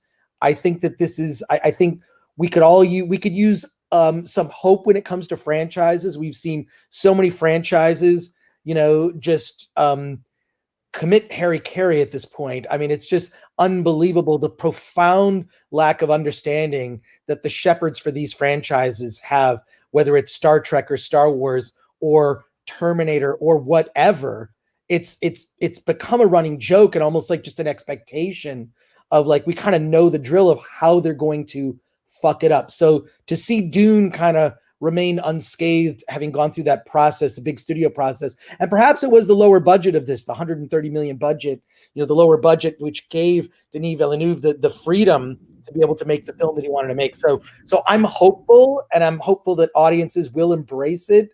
But we live in a really weird time now where things are criticized for things that don't even exist within the story. And I don't want to go down that rabbit hole. We've discussed it, but I just want to thank you for including me in this conversation. I got to run because I'm going into Hollywood to have drinks before we go see Dune. So I'm going to nice. And it'll be interesting to see it for a second time because I'll be able to actually take it in a little differently. Right. Yeah. Viewing, I think, is important. But want to thank you, Tom and Andre and Rob. Just always a pleasure to talk to you, man. Oh, thank you for being here, man. Yeah, just Rob, we got to hang out in Pasadena. I know. Yes, we do. And I want to say, hail chat. Thank you, chat. They're all so supportive. And smash that like button. And I got to run. Right. Yes, thanks for joining us. It's a pleasure to have you back again. Especially since you joined us only yesterday in the morning show. So, we love having you on. So yeah, that's awesome. Won't be the last time. All right, take care. Take care, Jen. Take care. Chris. Bye. But you guys don't go anywhere. We're going to stick around for a few more minutes. We have a few super chats. Yeah, we do. Of course. We have a couple more things we could probably discuss, but I know we're going to be wrapping it up here soon. But no, I guess the few gripes I would have with the movie outside of the score, which I know it is not that big of a deal, is just like the minor changes. And I know that's where some people are going to key in on and like, oh, why did they take out the word jihad? There's like the little bit where, like the mood seat, I noticed where he's like, they took out the line where he's like, mood is for lovemaking and what is it? Lovemaking and horseplay or something like that. He says I think it's the same line in the novel, if I remember right too, for being told, but like, that's not in there. Little things like that are kind of removed to kind of modernize it a little bit. So I see some people might have some issues with that, but I don't know if you guys think that's going to be a big thing that's going to stick out to people or not, but I don't think it's going to be necessarily a big thing. I mean, obviously, I think, wasn't it Gurney Halleck who says that line? Patrick Stewart? Yeah, the original, yes. Yeah, the original. He delivered it so well. I mean, I don't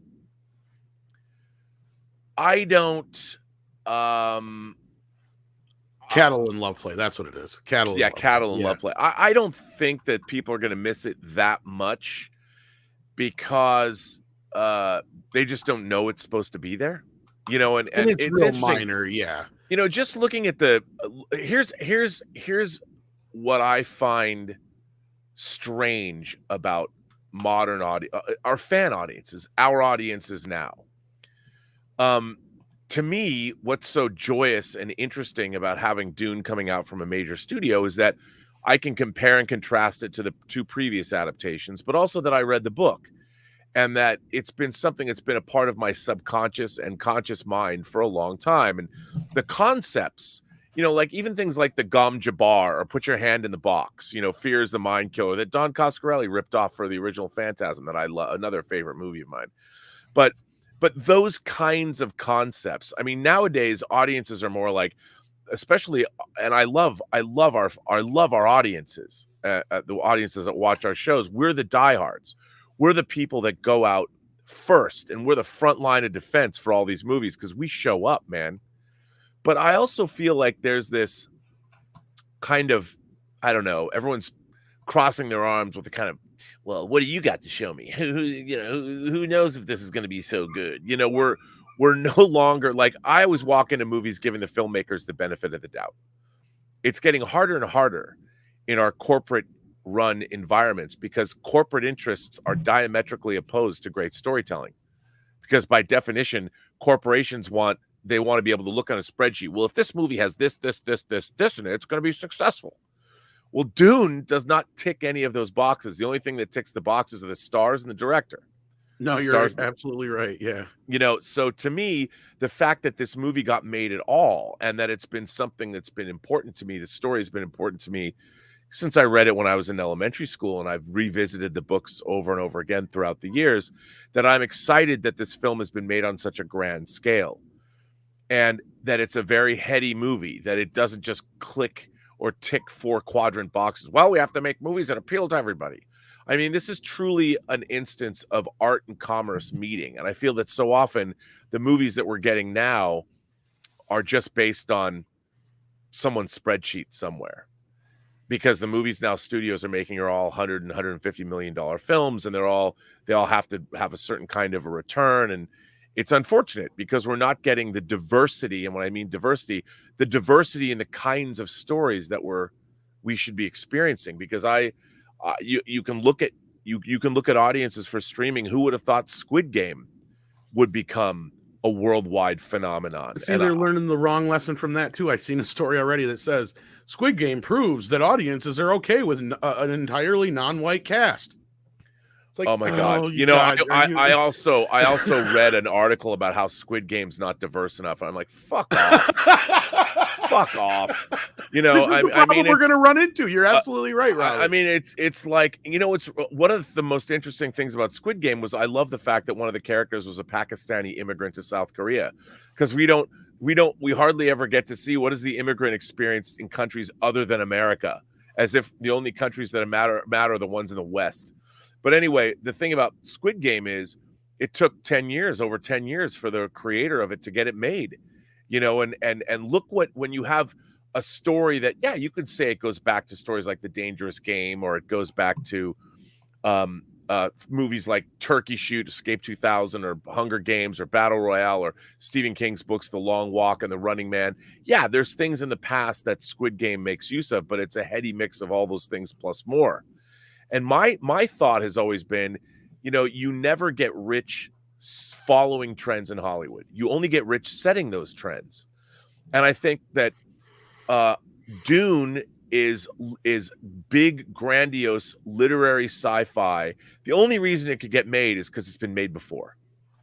If somebody tried to make Dune now and it hadn't been made before, it would never get made. You might be right on that, but I think that it cannot be stressed enough that the accomplishment that Denny has made with it is on par with Peter Jackson. Like I see some people compare it to Lord of the Rings. I've seen other people say you cannot compare this to Lord of the Rings in any way. In situations like that, I say it's kind of in the middle. Like, I get it. It's not the same animal, but it has a lot of the same moving parts that we came into with Lord of the Rings. Well, and I mean, it has the potential, I think. Yeah, I mean, I think people think of it in terms of Lord of the Rings because it's important, literary based it's fantasy literature that in a way kind of came out of the same part of the mid 20th century, product of the mid 20th century. Even though Dune's about 2 decades later than Lord of the Rings, when Lord of the Rings was first published, but they're both huge accomplishments of imagination that spring forth from the minds of two men. I would like to point out that I'm sure somebody would say, well, aren't you tired of watching mid 20th century fantasy literature written by old white dudes? I'm like, first of all, we got to get over that kind of thinking right now, because when somebody has written, I don't care what color somebody is. If their books and movies are great, I'll watch them. So it doesn't matter to me what color somebody is who's writing this stuff. I mean, I'm not the revisionist bullshit about Tolkien and what he was writing. There's not enough diversity. I was like, fuck all that. Well, he really meant this, yeah. You're not even paying attention to what the book was about and where he was writing. The same thing is true of Squid Game. It takes place in South Korea. I've been to South Korea. It's not exactly the most wildly diverse community in the world. And kind of like the whole Chernobyl thing when they're like, well, there's not enough diversity in the Chernobyl series. It's I'm like, you know what? When I watch a TV show from Korea, you know what I want it to be mostly about? Koreans. Exactly. I want to know what their point of view of the world is. That's why I watch them. That's why I've watched Asian cinema my whole life. I love Japanese movies. I love Korean films. I love Chinese cinema. Well, and that's the exact reason why China has kind of rejected a lot of our movies as of late, and that's because we're pandering to them. And as they keep saying, is like, when we see an American movie, we want to see an American movie. Mm-hmm. We don't want to see an American movie that's trying to pander to us. No, I mean, look, the idea is, as it should always be, are there good characters? And is this a good story? I mean, I can't wait till some people figure out that much of Dune is based on Islam. I mean, Frank Herbert was drawing upon that part of the world for a lot of what he was doing with this society. Well, it was And that's what made it interesting. True, like, wasn't there? There's people fighting Well, over the it's sand Prophet dunes Muhammad of, was definitely a huge. What he took a lot from that, and of course, people are going to either scream like, "Oh my God, it's blasphemous," or "Oh, really? Well, I'm not going to watch it." That's all stupid. We need to grow up and realize that all of these ideas, you can't deny ideas and stories, and they are meant to be looked at and examined and thought about and questioned and roll those ideas around in your head. And we're now living in a society where people want to get rid of ideas. Hey, bad ideas should be brought out into the sun, and if they're truly bad ideas, they will wither and die under the brightness of scrutiny. But now people are even afraid to do that because we are infantilized. We are being turned in to a bunch of idiots who aren't reading, who aren't doing things, who don't understand the value of standing in front of, say, a painting and contemplating it for a while. That's why the theatrical experience, when you see Dune, when you see this movie, it is transportive. And I think I'm hoping that there are going to be people that their first experience, I mean, if you're an 8-year-old kid and somebody drags you to see Dune and you sit in a big theater, an IMAX theater, and you watch this movie, it's going to be something you've never experienced before. And hopefully the sleeper must awaken, as they say. Something will stir deep inside of you, as Duke Leto is telling his son, or whatever, and it'll mean something.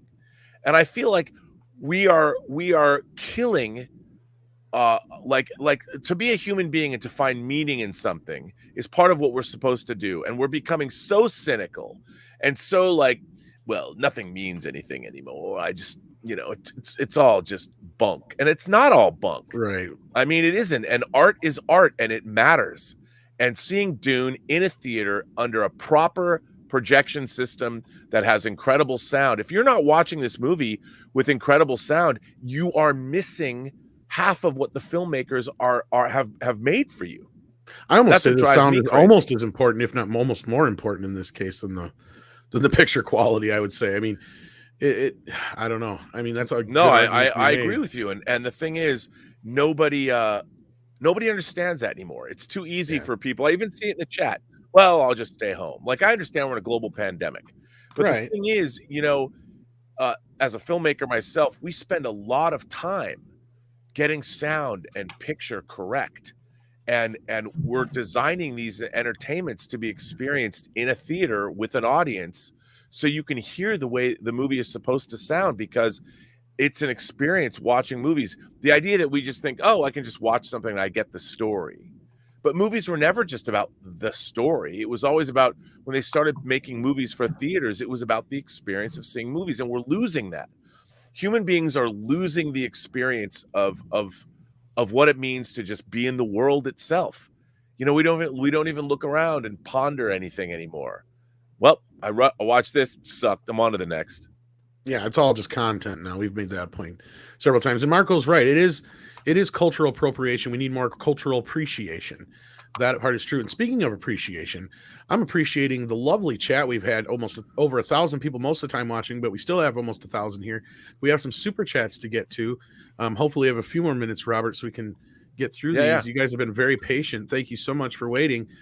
Starting off, we had Steven, aka Deleted Scenes, send in $5 and says, Hail, Andre, Tom, Chris, R&B, Wrenches, and chat.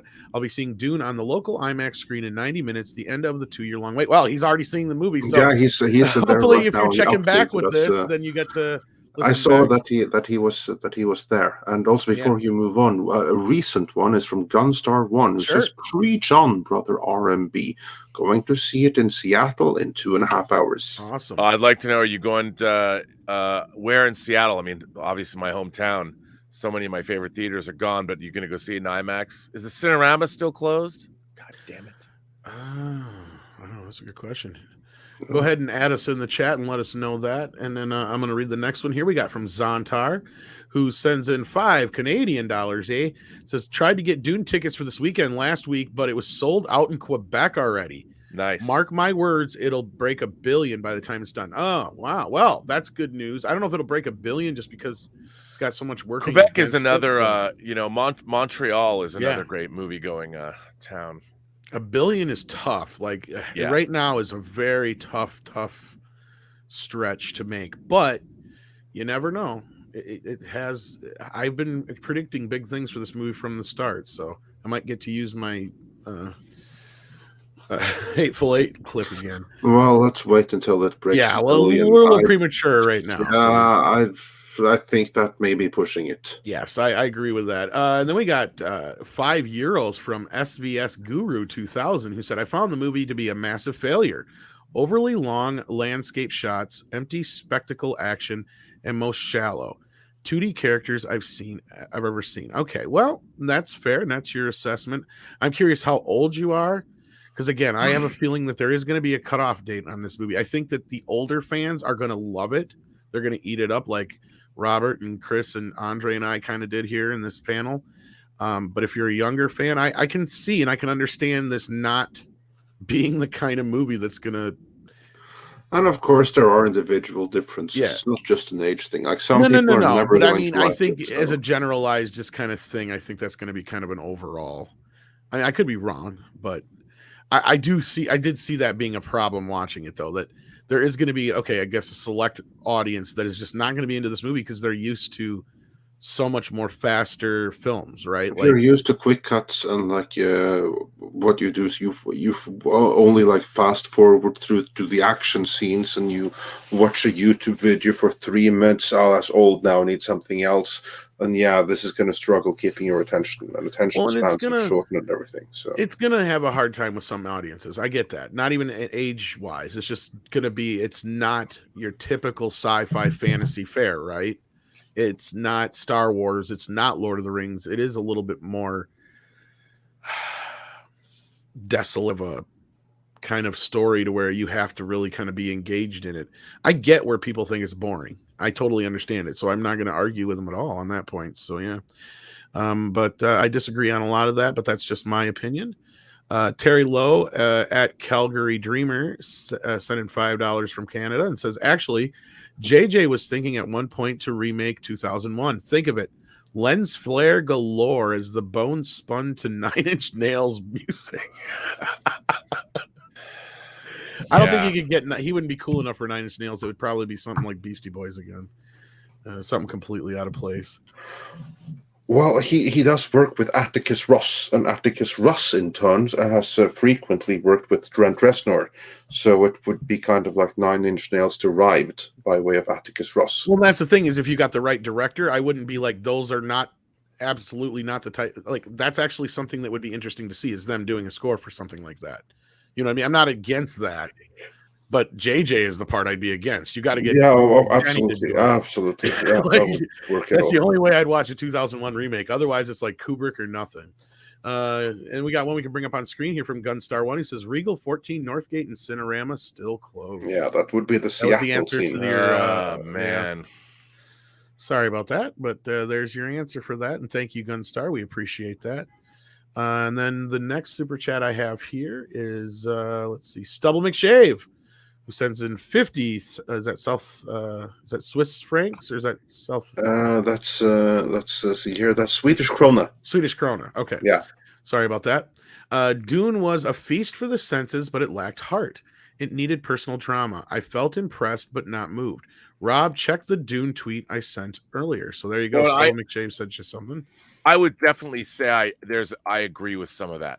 There's a point to that. I do too, but that's where I was getting at earlier. Is I'm curious if maybe the reason why it feels like it doesn't have so much heart is this score. Like, because I still felt for these characters. I still felt invested in them, especially the supporting cast, which they did a great job of filling out, the roles with. And Paul wasn't even the actor himself, and the character is not extremely likable, but it's all the people around him that did such a great job. But he is kind of like, and that's the thing is where I kind of get where Timothy was going, or at least Denny was directing him and kind of like trying to make him act kind of alien, right? Like, because he is almost like he kind of is struggling with this thing throughout the film. He's kind of learning as he goes. And I think we're going to see more of where he realizes he's not just a regular person, right? Like he's got a purpose. He was pre-planned. Like it's all, you know, it's kind of like the opposite of finding out you're an accident, right? Like it's like you have the overwhelming, you know, sense of he already had the overwhelming sense of responsibility in the beginning of the film, learning, you know, he's going to have to take on the role of his father and all this other bullshit, and then he learns this extra layer, right? Like that's where the rest of the film comes in, and I feel like they deal with that very well here, much better than they have in the Lynch movie, of course. And I haven't seen the miniseries to speak on that part in its entirety to really comment, but I felt they did a great job of that here. So again, I'm just wondering if that soullessness or the coldness comes from the fact that there is no true score here to help us emphasize these characters' emotions. I mean, I don't know if you guys disagree or agree with that, but that's my take on that. I agree completely. Yeah, I think there's absolutely something to it. This is like one of the things with the score, due to the lack of the late motifs and everything like that. There, again, it fits the scenes. It builds up what was said here, that the movie was impressive, but it's not emotional. And there are quite often, and this is often the case, that a movie without the score isn't as emotional, because the emotional dimension is frequently added by the score. This score didn't do that, which is why I say that I think that in the hands of a different composer, a score that would have added a more emotional element to the movie could have worked. Like if he even would have just worked with somebody else, right? Like just to kind of, you know, just because, yeah, I feel like that's where it left. Though, but not anyone that could have helped on that. No. Level. Yeah, exactly. Like, yeah, it just. Anyway, sorry. I that's what I feel about that. Like, I was afraid of people saying that because that's what I was having a problem with the score, is it wasn't emotionally supporting the film. Yeah, I agree with that. And then Wakisashi's Tea House says for 500 yen. Don't recognize the logo, but I love Dune, a truly cinematic experience. The sound mix is stunning, especially when they use the voice, dreamlike at times. Great performances. Yeah, that's a great summary. And then, go ahead. Yeah, no, you do it. Adam Wolford sends in $5, says, so Rob and Andre and Tom, how far Dune movies will go? I think he's asking, how far do you think they'll go? Also, I got my tickets for this Sunday night, and I have the books on Audible. Also, hi, Bat Time. Well, hello. I think they're just going to plan for the trilogy for now, and then the rest will probably be like spin-off series like the Bene Gesserit are at. What do you guys think? I think so too. I think they'll plan 3 plus there's an infinite amount of HBO spin-offs that can be done here. I think that's what's more important to them. Yeah, I think so too. That's one. But I mean, I would be more interested in like a prequel of the Butlerian Jihad. You could do that. You could do the origin of the mining guild and everything, or the spacing guild and everything. So yeah. Yeah, I mean, it's endless. Sky's the limit. I think the proof is in the Peacemaker series. I mean, let's be real. That the movie flopped, and they're still going forward with the series and they even talked about that in an interview we keep bringing up. They talked about how that's a big deal to them right now. They want to have properties that will spin off other IPs for HBO Max. Like that's a big, just look big at the deal Batman. They're doing like another Gotham prequel series to spin off of that, because they made it clear that whenever we make a movie now, then we always ask, that's like something they have in the questionnaire or something, what's the HBO Max spin-off you can make from this?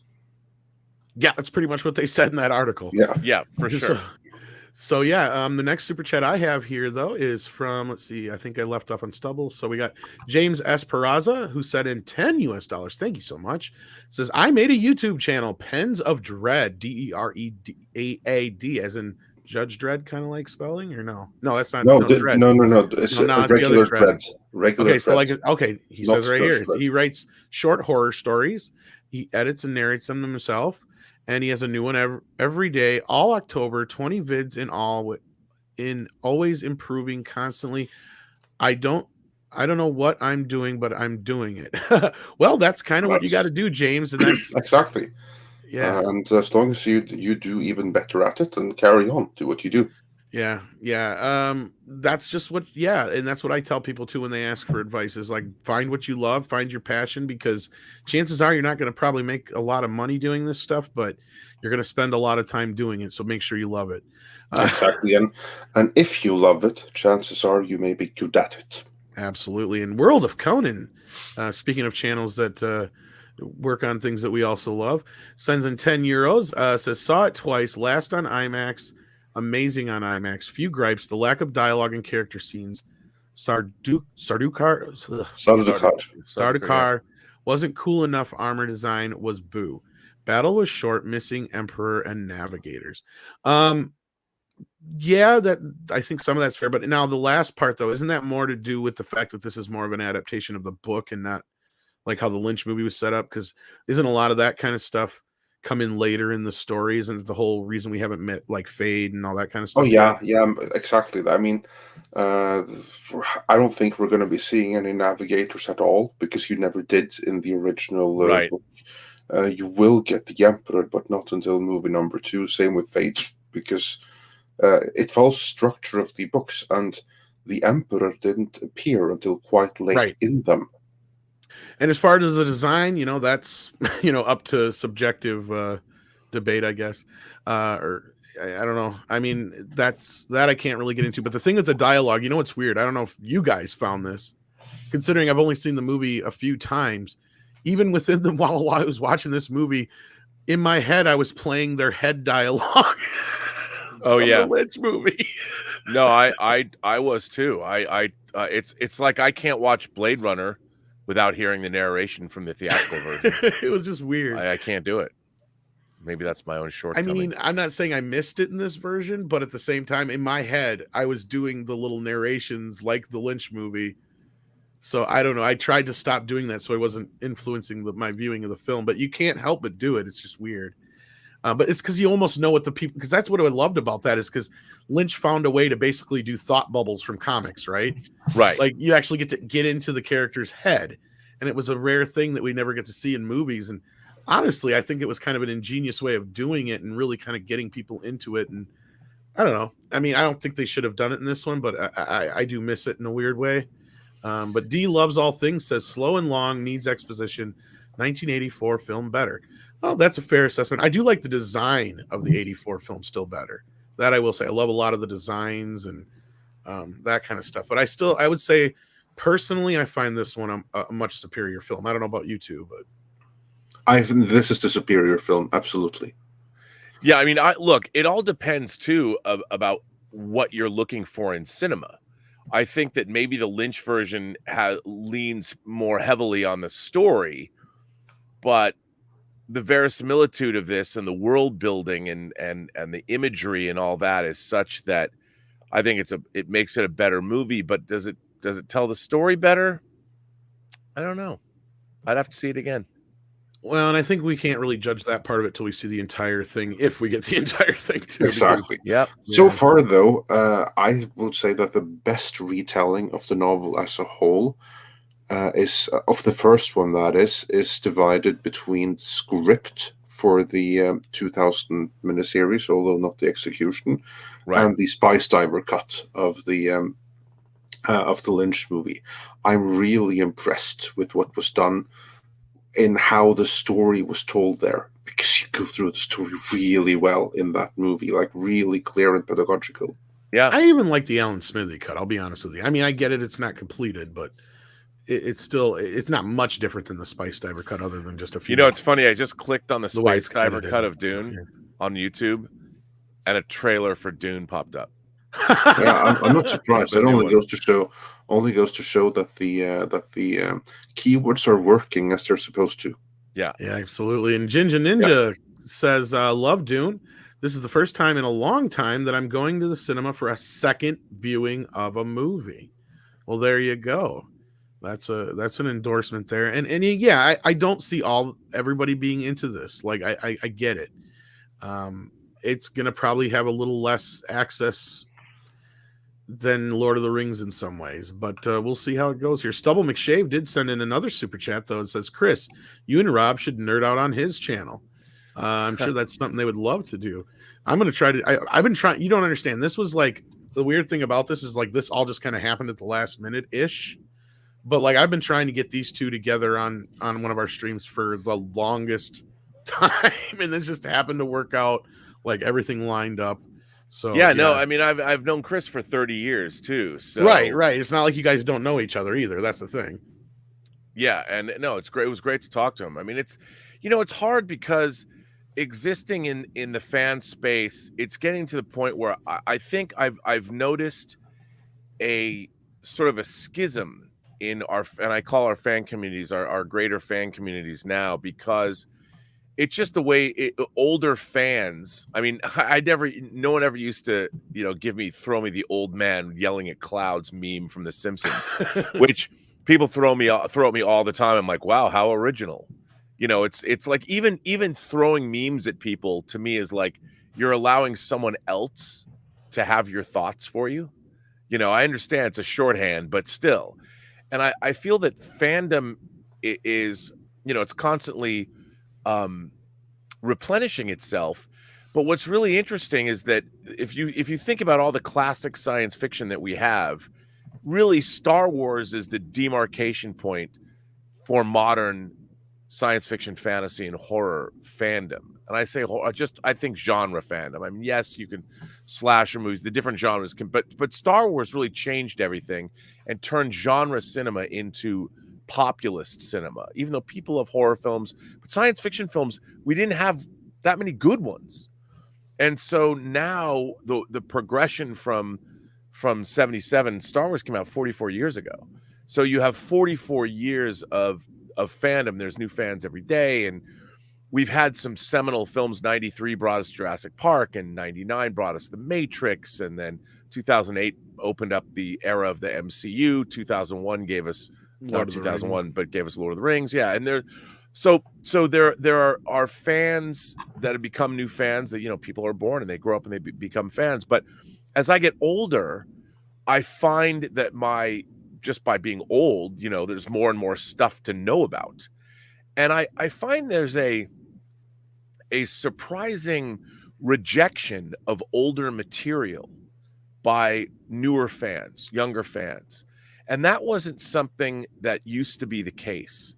Because when I was a kid, I wanted to know about everything that happened before me. Like I remembered I couldn't see Fritz Lang's Metropolis for the longest time. I'd read all these books on science fiction cinema. I'm like, isn't anybody going to put out Metropolis? I know it's a silent movie that came out in 1927, but it's always cited as being one of the 10 best science fiction films ever made. And I would say, indeed, that's still true. But there's very few people I can find that would be like, oh, yeah, that's true, Rob. People look at me and go, come on. A 1927 silent movie being one of the best science fiction films ever made. But it's like you have to look at it in terms of historical context and what was happening. And I think Dune is definitely one of those things. And that's why I'm so excited to see how new fans, I mean, David Lynch's version came out almost 40 years ago, 37 years ago. So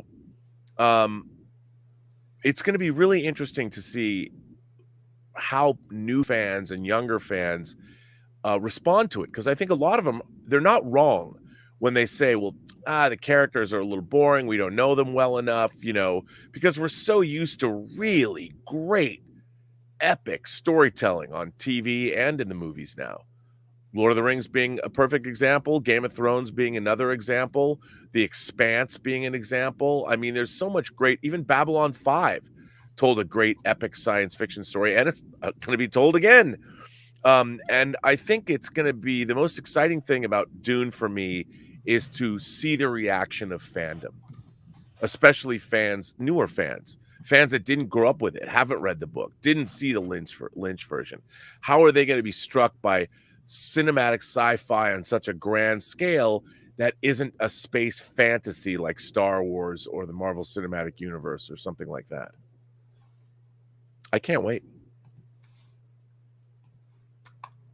Sorry, I was muted. Planar Aspect actually, I think, was responding to something you were saying there. Robert says, I don't think it's surprising. So much to absorb. Yeah, no, there is. But I it used to be, I I wonder, I don't know if the desire to absorb everything is there anymore. You know, I going back in time and watching films, do people do it?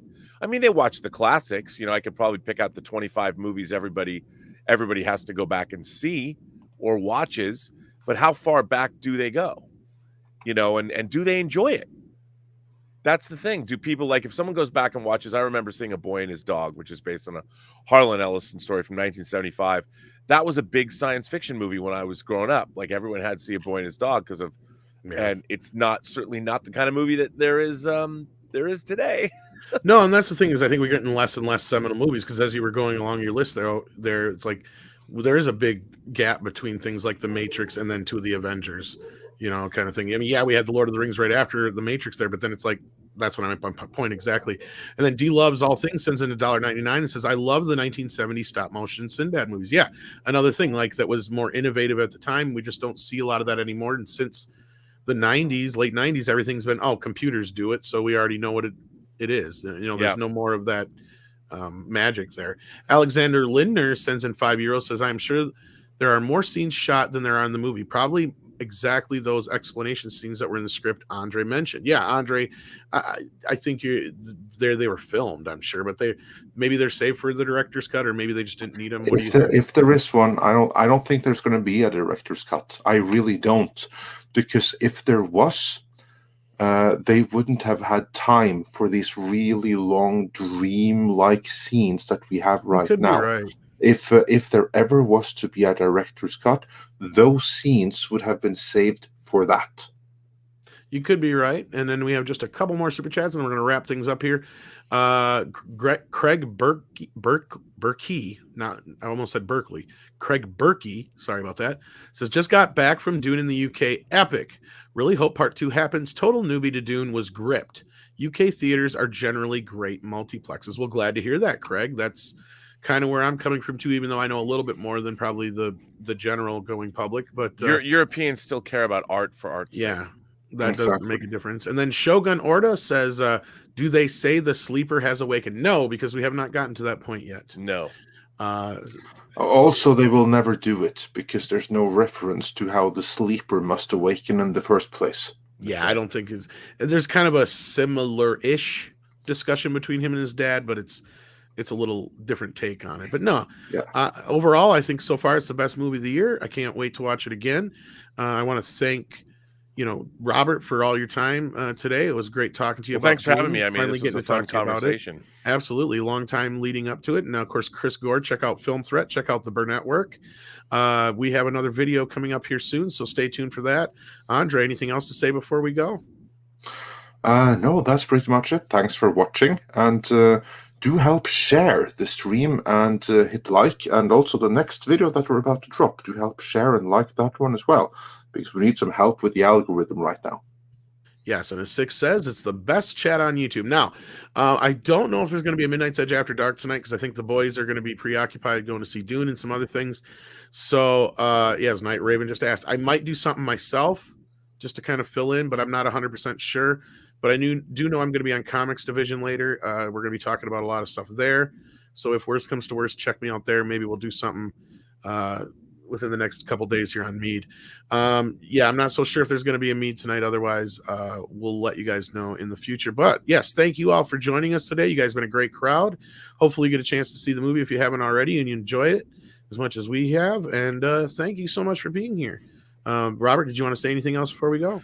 No, just that I think we live in exciting times. The fact that we are getting another season of The Expanse, the fact that maybe there's Star Trek that'll be good one day, but the fact that we have the Foundation trilogy, or the Foundation, or just Foundation, right, that we have Dune, that the Eternals is coming out. I mean, we're getting some really interesting science fiction material, so it is a pretty great time to be a fan. And Mecha J, speaking of fans, says, with Dune going well, do you think it'll send a message to Hollywood that audiences want more movies like this? I hope so. Me too. Between this and a couple of other things we've had lately. It has to do well first, and it hasn't done it yet. Yeah, that's the caveat. We have to get through that first. But hopefully what's been going on overseas will reflect here in the U.S., and people will at least try to see it in theaters first. It sounds like a lot of people are running into sold out screenings, so that's good news, at least for now. Until next time, though, I want to thank everybody for joining us here on Midnight's Edge. Thanks again, guys.